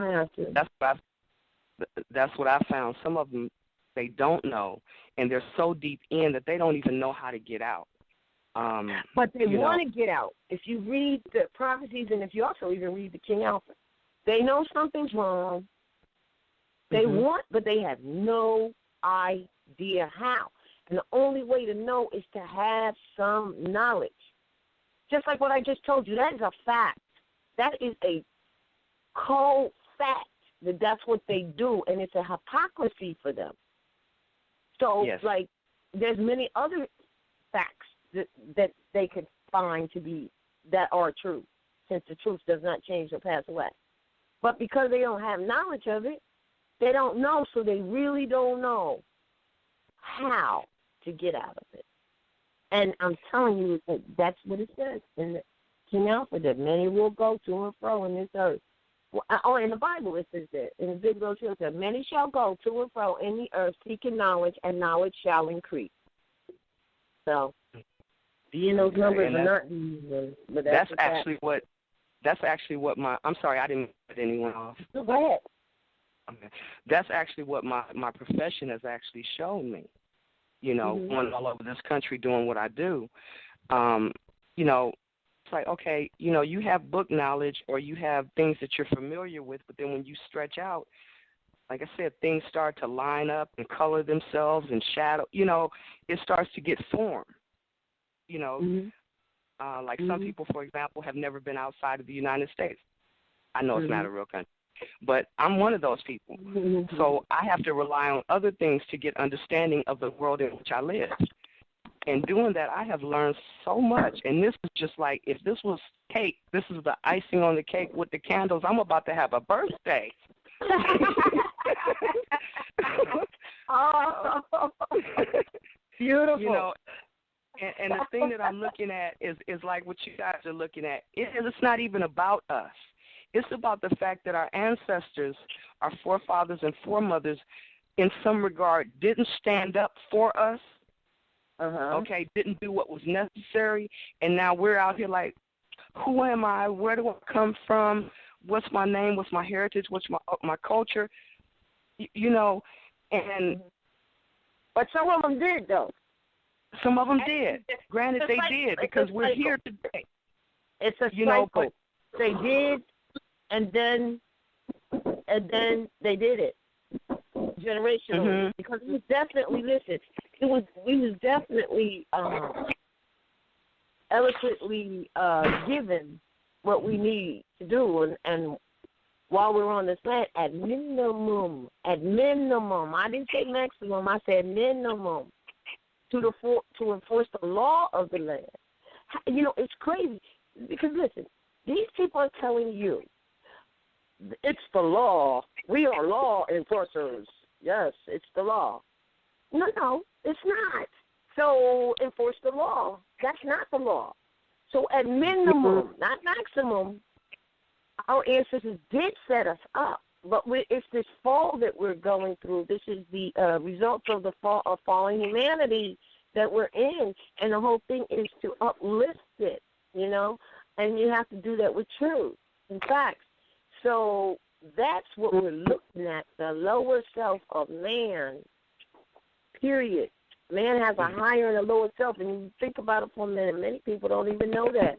And guess what? It's a daggone fact. It's a daggone fact. It's not personal to any religion or anything like that. It is what it is. You have a higher self and your lower self. So if you're not dealing with that or don't even know that, then it might be a little impossible for you to understand what uplifting fallen humanity is, because you can't even face the fact that there's a higher and lower self that even exists. Now, because of the lack of us being able to do that, somebody called that lower self the devil. Now you're running around thinking that you're running from the devil. That does not exist, because the devil is your lower self. So if you're going to look for your devil, where are you going to look? Within. Same thing goes where you're going to look. If you're going to look for your Savior, where are you going to look? Within. Exactly. Right. And so if you don't know that, if people don't know that, they ain't never going to find it. They'll always be running from the devil, which, since you like the spiritual scriptures, readings, when you read the sequence of the Brotherhood from the East, I believe it's chapter 8, it says right in there, and although the devil is a myth, it dangles both the youth and the old on their knees. And it's a myth. Okay. It's a myth. Gotcha. So let me give you this one. I don't mean to take up a whole bunch of your time, but yesterday I ended up having a 6-hour conversation breaking this stuff down, what I know. And somewhere late in the conversation, the gentleman said, "So what do you say about Lucifer?" I told him, I said, well, basically it came down to it's yourself. I said it goes back to duality. Left hemisphere, right hemisphere of your brain, higher and lower self. I said somewhere in the Bible it says something about I make good or I create good and make evil. That's the same person. It's the same entity. Exactly. You know what? Let's get real common sense here. If God made whatever your God is, okay? But this is just a thought. I don't have one. Made everything and made double two then, right? Okay, so how's that work? You just said it, sis. What did you just say? You said I make good and I make bad. It's you. It's either your lower self-activity that raises this fallen humanity, or it's your that degrades this fallen humanity, or it's your higher self that will raise fallen humanity. That's what it is. Yeah, and I was able to go back and tell them, like he had said earlier, I said positive, negative energy, and neutral. You need all of these things. So God, if you want to put it in any, that's you. You're the Savior you seek. You're the God you seek. You, all of these things that is inside is esoteric. Now, that's the neutral part of government, order, and dominion. Inside your body, it's all you. It's all you. If you would look for your Savior, look within. If you would look for your devil, look within. And then you brought up Lucifer. All right, so people how are they going to know if it means lucid light? Well, that's light. That's light. I went back to the part about melanin being liquid light. Yeah, and the luminous waters, which are the waters of the womb of which you came here through. So so light means illuminated one, right? Illumination means light, but they got you thinking Illuminati is something dark. Well, it's whatever that is. You could be dark or you could be light. In fact, without light, there would be no dark, or without dark, there would be no light. You know what I mean? That's how it goes. So it's back to what we're discussing. It's all one and the same. It is within you. So when Prophet Noble Drew Ali said, you must know of yourselves, you have a higher self and a lower self, we right back to square one. It's all the people who are going to all these different factions of so-called pseudo-religion, which is really dogma when you really dig it up, and they don't know. They have a higher self and a lower self, and the devil that they call the devil is really their lower self. Mm-hmm. And then they'll never, ever, ever, ever reach heaven, which is the haven of the mind. And therefore they will live in what we call hell, which really you make your own heaven and hell right here on earth, right? Right? That's it. Because the kingdom of heaven is within, because that's the haven of the mind. So it all gets, and you know what's funny is that they'll be talking it all the time. Yes, the kingdom of heaven is within. Then why are you looking without? Right. Right, because it's what I told. I mean, like I said, 6 hours, and I can't regurgitate all of it. But esoteric versus exoteric. They gave us exoteric, had us looking for everything outside when all of that inside is given to us. I'm sorry, I'm not trying to preach, but just like the water has memory, your blood has memory. Go ahead. That's what we need to do. We need to have more people, especially women who are, of course, mothers. Not all women are mothers, but all women are mothers, whether they have a child or not. But that's what you need to do. That's what's missing. Because everybody is taught first from their mother, whether they want to accept it as the truth or not. It's an absolute. The first person who ever teaches you is your mother. Even if she gave you up for adoption the moment you were born, she still was your first teacher in that first schoolroom, which is the womb. Cannot be debated. We want to cut that off and act like it didn't exist or doesn't exist, and that's not an honor of your mother and father. I'm going to tell you, yesterday when I had this conversation, I was getting ready to talk to one gentleman, and another gentleman came up. So, the balance of the conversation went a little different, and I just kind of stepped back to see if it was okay to introduce this into the conversation, because I was getting ready to with the one gentleman. And so I stepped back, and then at some point I just came with it, okay, and put it in there. I wanted to know, okay, because some of the information that I've been learning, y'all been holding secret out here. Okay? Yes. And apparently, I said, y'all said that the men had the information and I was supposed to be quiet because Adam came up first and all this hoopla. Okay, so let's see what they got to say.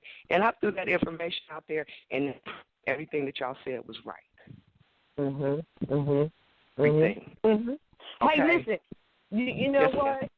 You are many people who try to prove it wrong end up proving it right. So whatever it takes. We are to I can't remember the exact quote right now, but imparted to the ignorant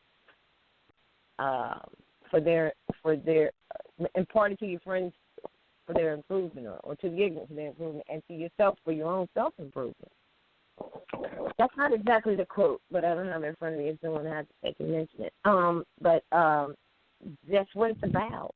So now it's like this jubilee. Oh my gosh, I've got all this information. Now what do I do? Now you need to watch what's going on. We need to collectively act like we're not strangers and that we're family, and we need to protect our family. I was going to say family jewels, but I'm going to say it because it means jewels. That means those who possess a jewel of knowledge. It does not mean the sun's dust. Right. They say that in part, but I'm not putting that down. I'm just saying it's real. It's very real. So we need to just study, as the prophet said, back to what you and I are saying, is that it all comes back to yourself, right? It all comes back to self, right? And so he said, when someone said, well, I don't know what to study. What do I study? He says, well, or they'll say, I study, but, what do I study next? Like that, right? He says, well, if you have studied and studied well, and you're asking me what you should study next, I would tell you to study yourself. He didn't say self. He said selves. That's two. The higher and the lower is what he's talking about. Actually. Because if you don't find the answer in that, then you're not going to find the answer. Because that's where it is. It's in you. And so if you study and you still don't know, you have not studied yourself. Exactly. And that's the part about just tell me what to do next. But you're right. If you keep studying yourself, you'll figure that out because you'll sense when it's out of place and try to put that bone back in place if you would. Okay? When you're coughing and hiccuping and sneezing when you're not supposed to. You know, kind of stuff like that. I hear you, sir. I hear you. Yeah, but that's where, you know, when you say we have an illustrious history, when you say study yourself, we are wonderfully made. Okay? And our ancestors, our foremothers and forefathers, man, let's just do them proud. You know, I'm 51 years old, 51 years young, however you want to look at it. But That's I'm right. like, I want to do my ancestors proud because I am my ancestor. Yes. I'm not disconnected. Yes, don't disconnect. But see, that's what they did. They had us disconnect. So when you say to someone, look, you're nothing but your ancestor return, that's real. So with that, as you're saying, take honor in that. Do right by that.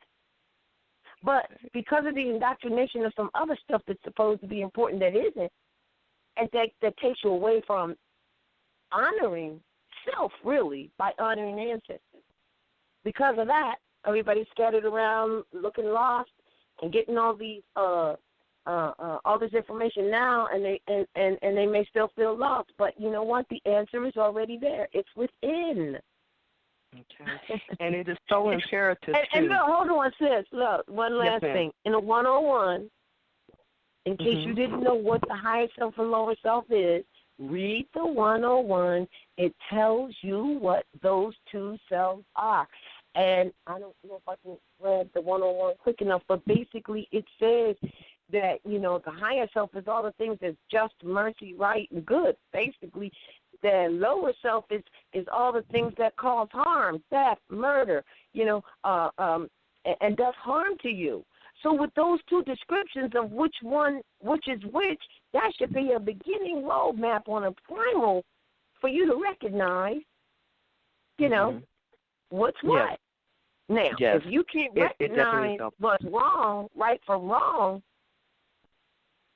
then what's that about? That means that you still haven't gone into self, because you got to know when something's wrong and you do harm or whatever.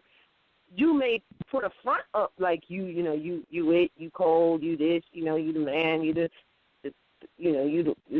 thing or whatever like that. But inside, you know good and damn well it wasn't right, and it eats you up. And then you have a child or a family, and you keep in that same thing.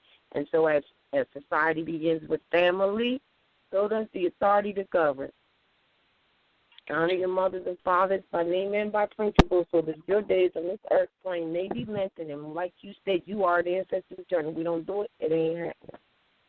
Yeah, and we also need to take the moment at this time, and you guys are doing it, but I just want to say that it's imperative that, like, we can look back at Noble Drew Ali and pinpoint this. We can look back at the different legislations and acts and articles that went through and pinpoint that, and, you know, go back in history and look at some things, and we have those things to move forward. Right now in this era, we need to take that time to do like Ms. Raim has done and others, writing those books. Get that information out there in written form, because we may not be here so long down in the future, but it needs to catch up with them. And that's what's happening with us now. But isn't that what Yeshua said? He said, what thou seest, write it in a book. That's why he said it. This man, he's just bringing the revelations on through this day. It's in the vein. Like I told Cujo and Ms. Rain the other day on their show, Sons of Allah. I sense it. Okay? I might not know it, but I can sense it. Okay? And that's what I'm supposed to be doing. I have to work, but I'm supposed to be writing books. That's what I'm supposed to be doing. All right. Okay? Well, I'll tell you what, sis. I didn't have any other hands up, but I got some up now. It's really lovely speaking with you. If you would send out email to MHHS Eyes Wide Open, maybe we can call you and see what, as you said, what you would like to do. Instead of discussing that, I had a wonderful time speaking with you. I'm sure that the audience, I trust that they've enjoyed the information you shared as well. So we'll be looking forward to hearing from you again. Yes, ma'am. I yield the floor, and thank you, ladies. I appreciate it. Mom, thank you so much. Wonderful enlightenment. Wonderful. It was very enlightening. But there was no hands up, Annie. Are you looking at the board at all? Well, there is now. I know. But you know what? I'm going to tell you. The go-off is 9 minutes and 27 seconds, and so that's when we're going to start. So we've got another 10 minutes or so.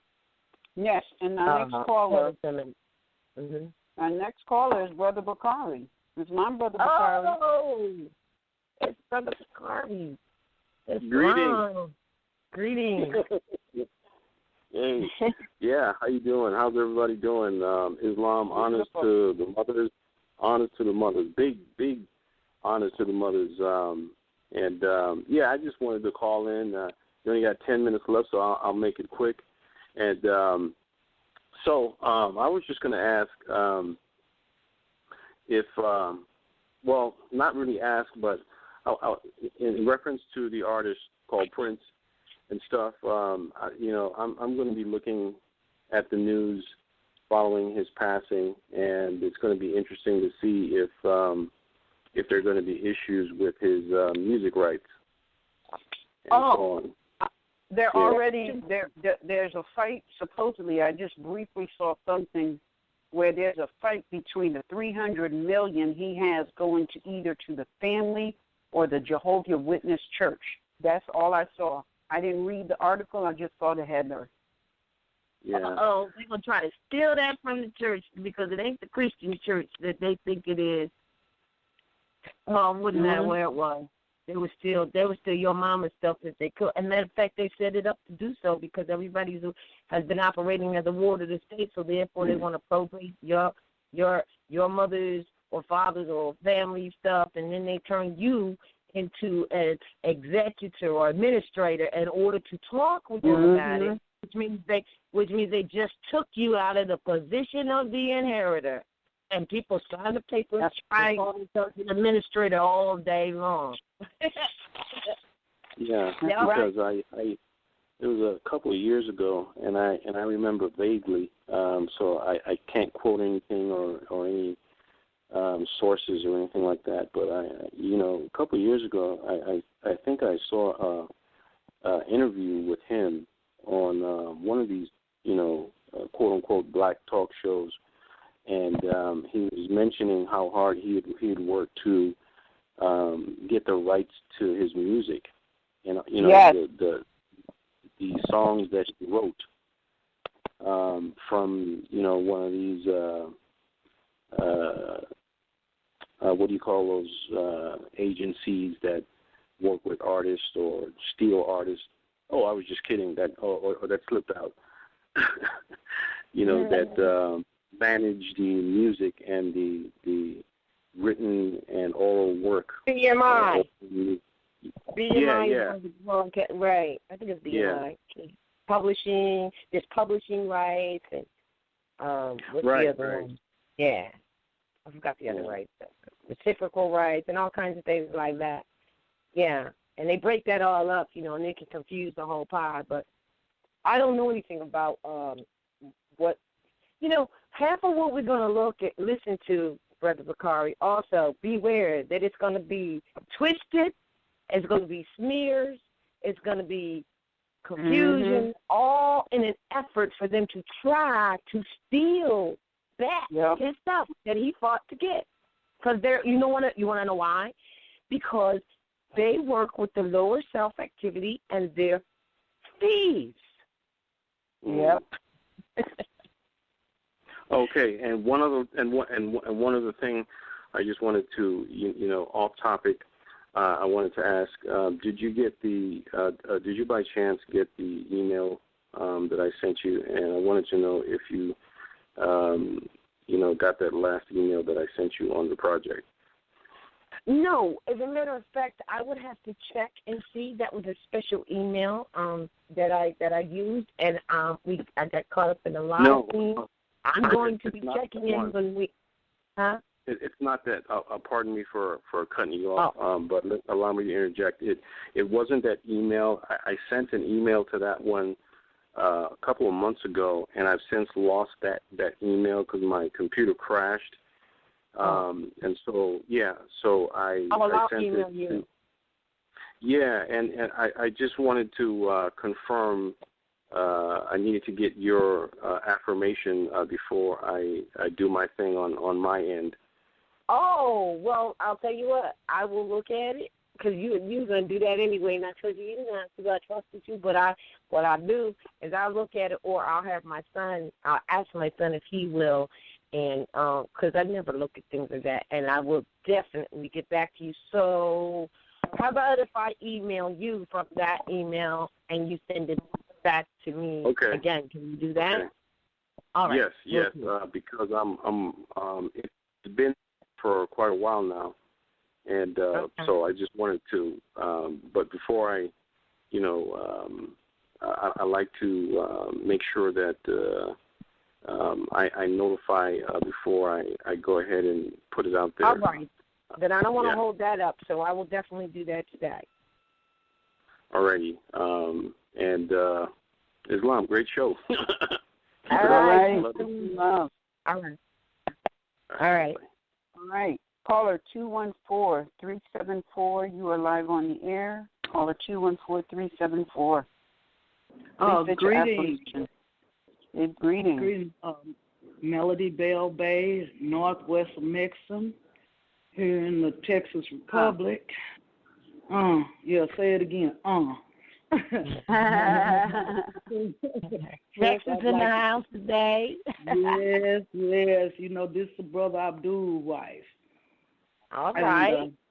And I think I remember talking to you through the months about, the housing fraud. I can't remember if I sent you the YouTube video a friend of mine made, me discussing it. But we've been in court on Anita Ross Mariah. And it has been very interesting. And Abdul and wrote them writs on it. And it has been very positive and been very respectful. We go dressed in our Moorish headdress, and the judge has been very receptive. But one thing, we're finally going to court. This is the second or third attempt to go for a jury trial, but I still don't know if we're going to have it or not. But the judge, the writ that they wrote, because they what we did was something off the record. We discussed an agreement off the record. And off the record. And then what happened, the judge did not hear from them what we discussed off the record. So I get a letter from the judge saying if nothing happens, it's going to be dismissed. So that's when Abdul writes the writ and, of course, telling them what we are looking for. And immediately they send it back saying that it was on the record, even calling for the court reporter and all of this. So he writes an affidavit to the judge herself. And when we get there, they tried to change the date, didn't think we were going to show up. We got there at the date. And then they, of course, put the date where they had asked for it. They had to file it with the court. And when we get there, she said nothing to me. She didn't ask me my appellation or nothing. She went straight to them and said, you broke the contract. You broke the contract, she told me. And you need to go home and see it. They tricked you for talking to them off the record. They made it like you made a contract with them, correct? Yes. Mm-hmm. Yes. And then they tried to turn it around, but the judge wouldn't let it go through. She said, no, you breached the contract. She said, you breached the contract and you need to go study. She didn't ask me nothing and said, we're going to trial. I said, whoop. So we went in there and got the trial date, and we'll be going to trial this week. So my question to you is, he has been my consul. Will he be allowed to come in there and sit inside? You know how you go and sit at the table in the well? Would he be allowed to come sit in the well with me? Did he talk? Okay, let me ask you this. You know what, I mean? I just realized we actually don't have to stop at 3:20. We can go ahead and do the rest of these calls because we have more too. All right. I'm just going to say this, and then Annie, you can comment.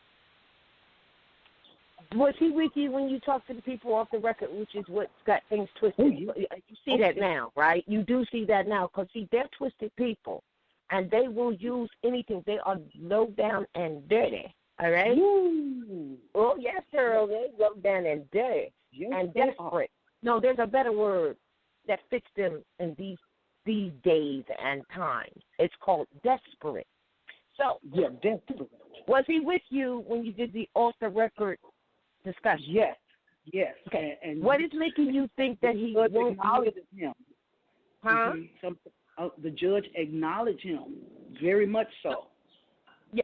But when you were really all of it is off the record because it's not a real judicial court. So I want to make that clear for the listeners. But even with the dog and pony show and their pretend, when you had this off-the-record discussion, it wasn't with the judge, it was with the other people, right?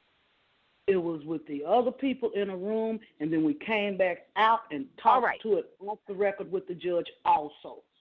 So the judge already knew it was off the record. That's why she went and agreed with us and told them they did breach of contract. Okay. Let me just say this.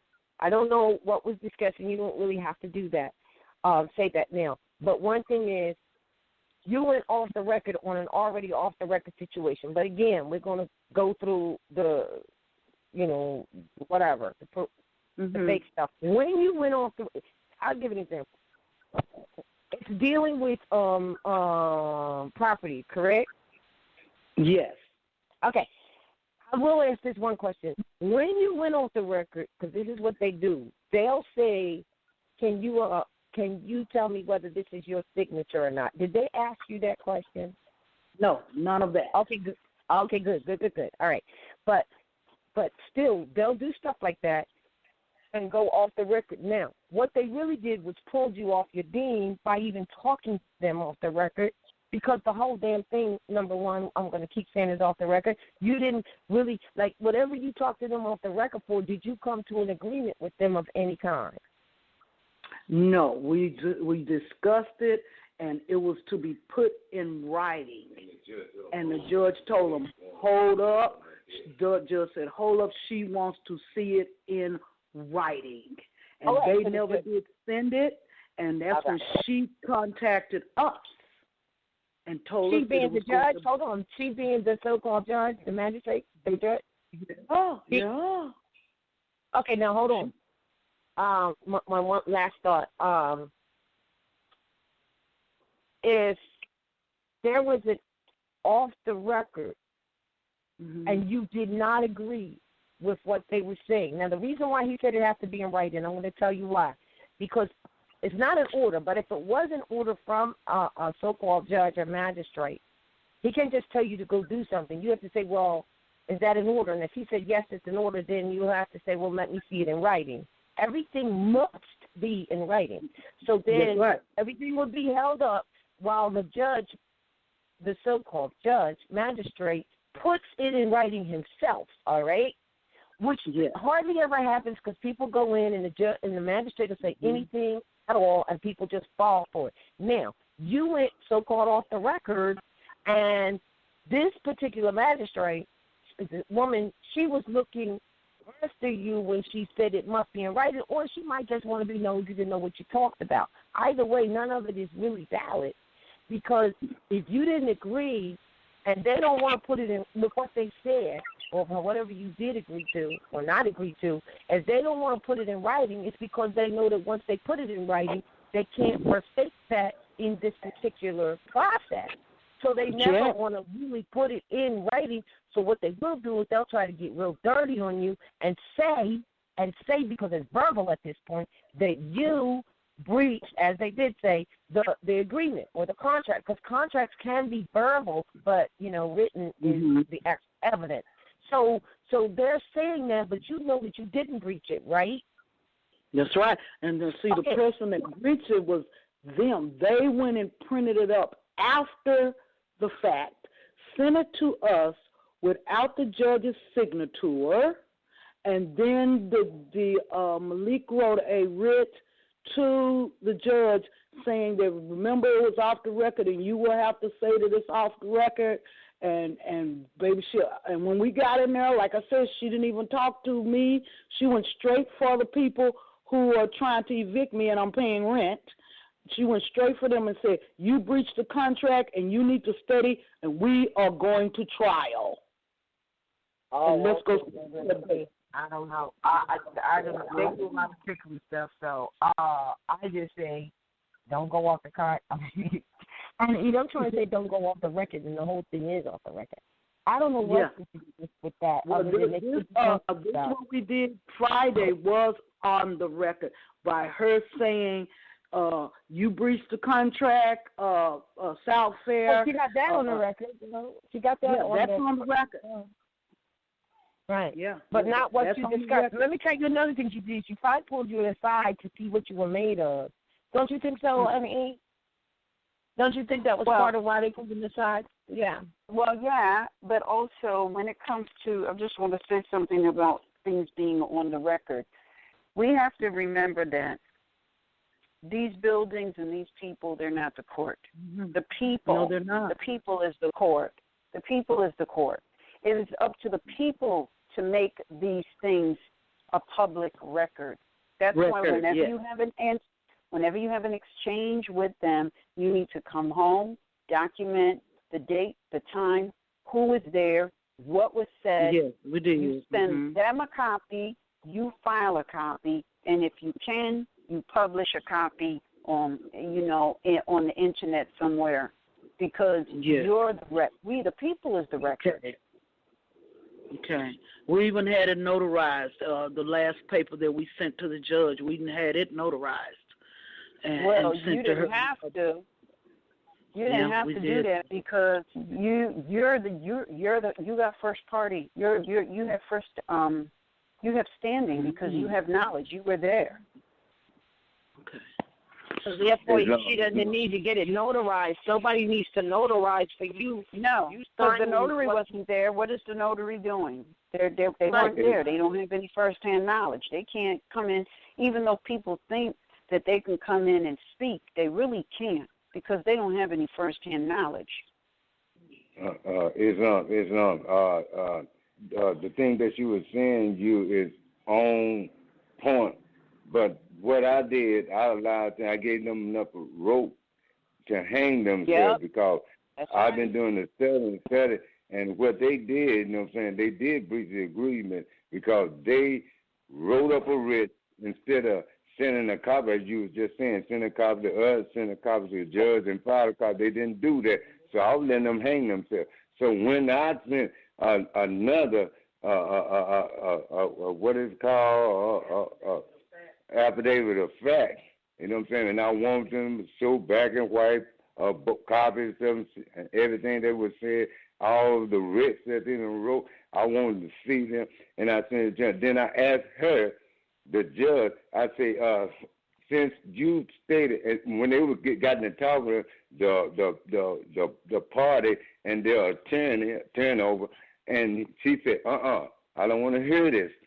I want to see it in writing. It became agreed into the side chamber, and when they stopped, as you just stated, check you out, because I know when you first enter the so-called courtroom, they check you out and see, is you, whatever you put it on paper, are you living that? And you haven't stated, and I hear a lot of people calling in asking about the nationality card and the name change correction.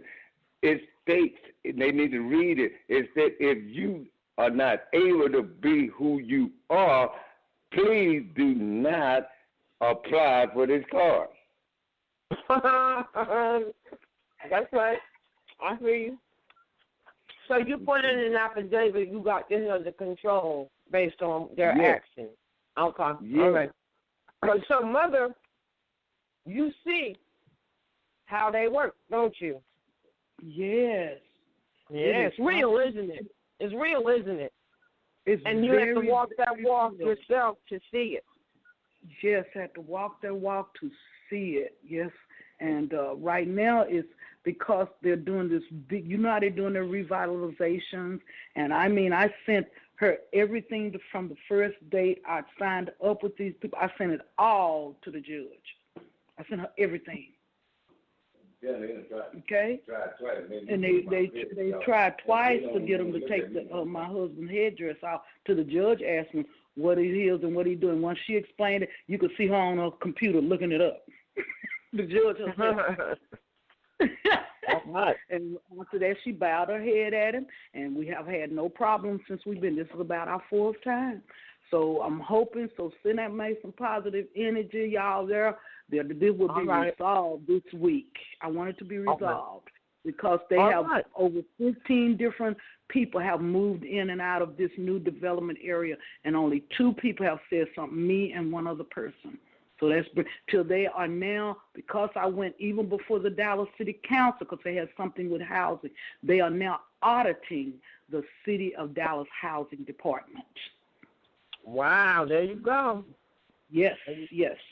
So I am a witness that it does help when you stand on your square and be respectful and treat people like you want to be, and be truthful. Just be truthful. I self-law am master, and I yield the court. Thank you so much.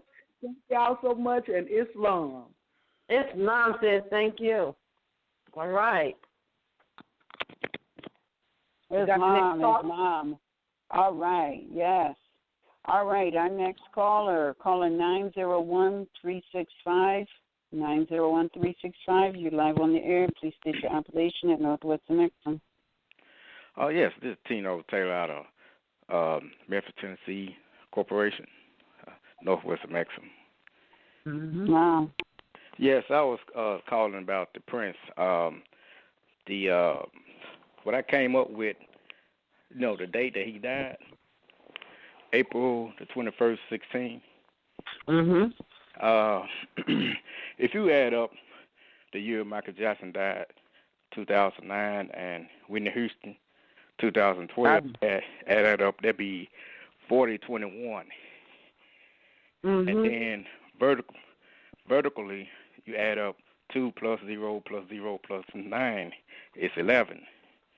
And then Whitney Houston, 2 plus 0 plus 1 plus 2 equals 5. That's 16. So 7. It's a 7. So is Prince. 4, 2, 1, 16 is a 7. No, 2009, 2 plus 0 plus 0 plus 9 equals 11. And Michael Jackson was the 25th, which is a 7. Yes, no, I'm just talking about the year. Yeah, you end up with 42116, and you just reverse that 40 into 04, you had the date that he died. Wow, we did some math on that. Interesting numbers. Numbers don't lie. Yeah, wow. So I just want to share that with you all. Thank you. Right. Really appreciate that. Islam. Islam. Hello? All right. Oh, did somebody get unmuted somehow? Hello? That person's been unmuted since you tried to it doesn't show on my screen. What? What doesn't show? Someone unmuted. There are one. Oh, no. You're right. They're not unmuted. Well, there's one. Hold on. You're right. There's one, and that's 909-329. But there's no hold time on it, so it's really weird. It's like stuck in suspension or something. I'm not sure why. Their mic is open, but that was one of the first that you called on that didn't answer, and it's still showing as if it's live, but there's no sound coming from it. Oh, look at that. See it? Right. Oh, yeah, it is stuck. Look at that. Oh, there we go. All right. All right. So now, our last caller. No, there's two. Oh, shoot. I guess we lost our last caller. There's three. 619? No, so those are old. That's the one that just hung up. It was 513. It was 513. So we don't have any more callers. Well, I'm looking at 2143. I'm looking at 214374. And 903. We already answered that. We already answered them. All right. So that means that they just didn't hit one. Well, I guess this broadcast is at a conclusion. It's so we're going to play our. Yeah, we're going to play our special closeout. Pre-recording in honor of the. You know, I want to give his whole appellation, because a lot of people don't know his full appellation, and really, oh sugar, trying to find it on here real quick before we go off, because he's saying that they attempted, or they did, steal his appellation. Well, hell, guess what? We're going to give it back. This is an honor. We're going to do, this show was dedicated in honor and remembrance of Prince Rogers Nelson, the artist formerly known as Prince. All right, but now I think it was Miz was reading something where at some point in his life, somebody broke it down to me, he didn't want Nelson because he had discovered that it was used as a slave name. When I'm looking at it, well, of course, anytime you see son, but I'm looking at the name. Nelson, yeah. Right. So Elson. It would be really, right. What we ought to do is just correct that. Prince Rogers Bay. Hey, how about that? Prince Rogers Bay. Yeah. Because he most definitely was a Moor that was on the knowledge. So with that, we're gonna play the closing that is also in honor and remembrance of Prince Rogers Bay. And listen through it to the end. What did you say? I said, and listen through it to the end. After the song, there's some more sound bites. Yes. All right. We will see you on Tuesday for Principles of Nationality at 9:30 p.m. Wednesday for Moor's Heritage and History School near Harlem at Northwest Maxim. Peace and love. And once a person gets a firm grip of life and death, then they fully understand both. For example, you had how many birthdays? Me? What do you think? Well, I know that you had one birthday. Yeah. You were born on a certain day. Absolutely. You had no more birthdays after that. So I don't celebrate birthdays, so that stops me from counting days, which stops me from counting time. I started studying the Bible once I changed my name back, and started studying with my good friend Larry Graham. I used to play with Sly and the Family Stone, and he helped me to just look at the Bible in a very practical way and cut through all the dogma and the thing that just kind of separated religion in the first place. I just wanted a clean, simple approach to it.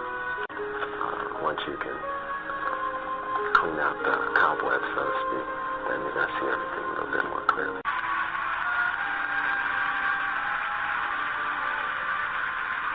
Indeed an honor. Thank you so much.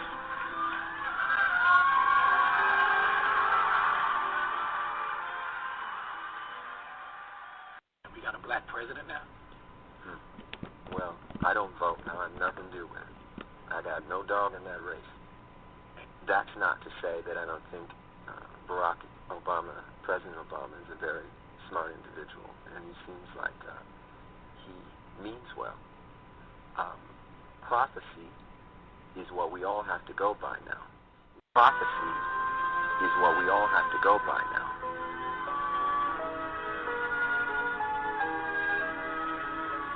The future's in your hands now. The world is really yours. The future's in your hands now. The world is really yours. Prophecy is what we all have to go by now.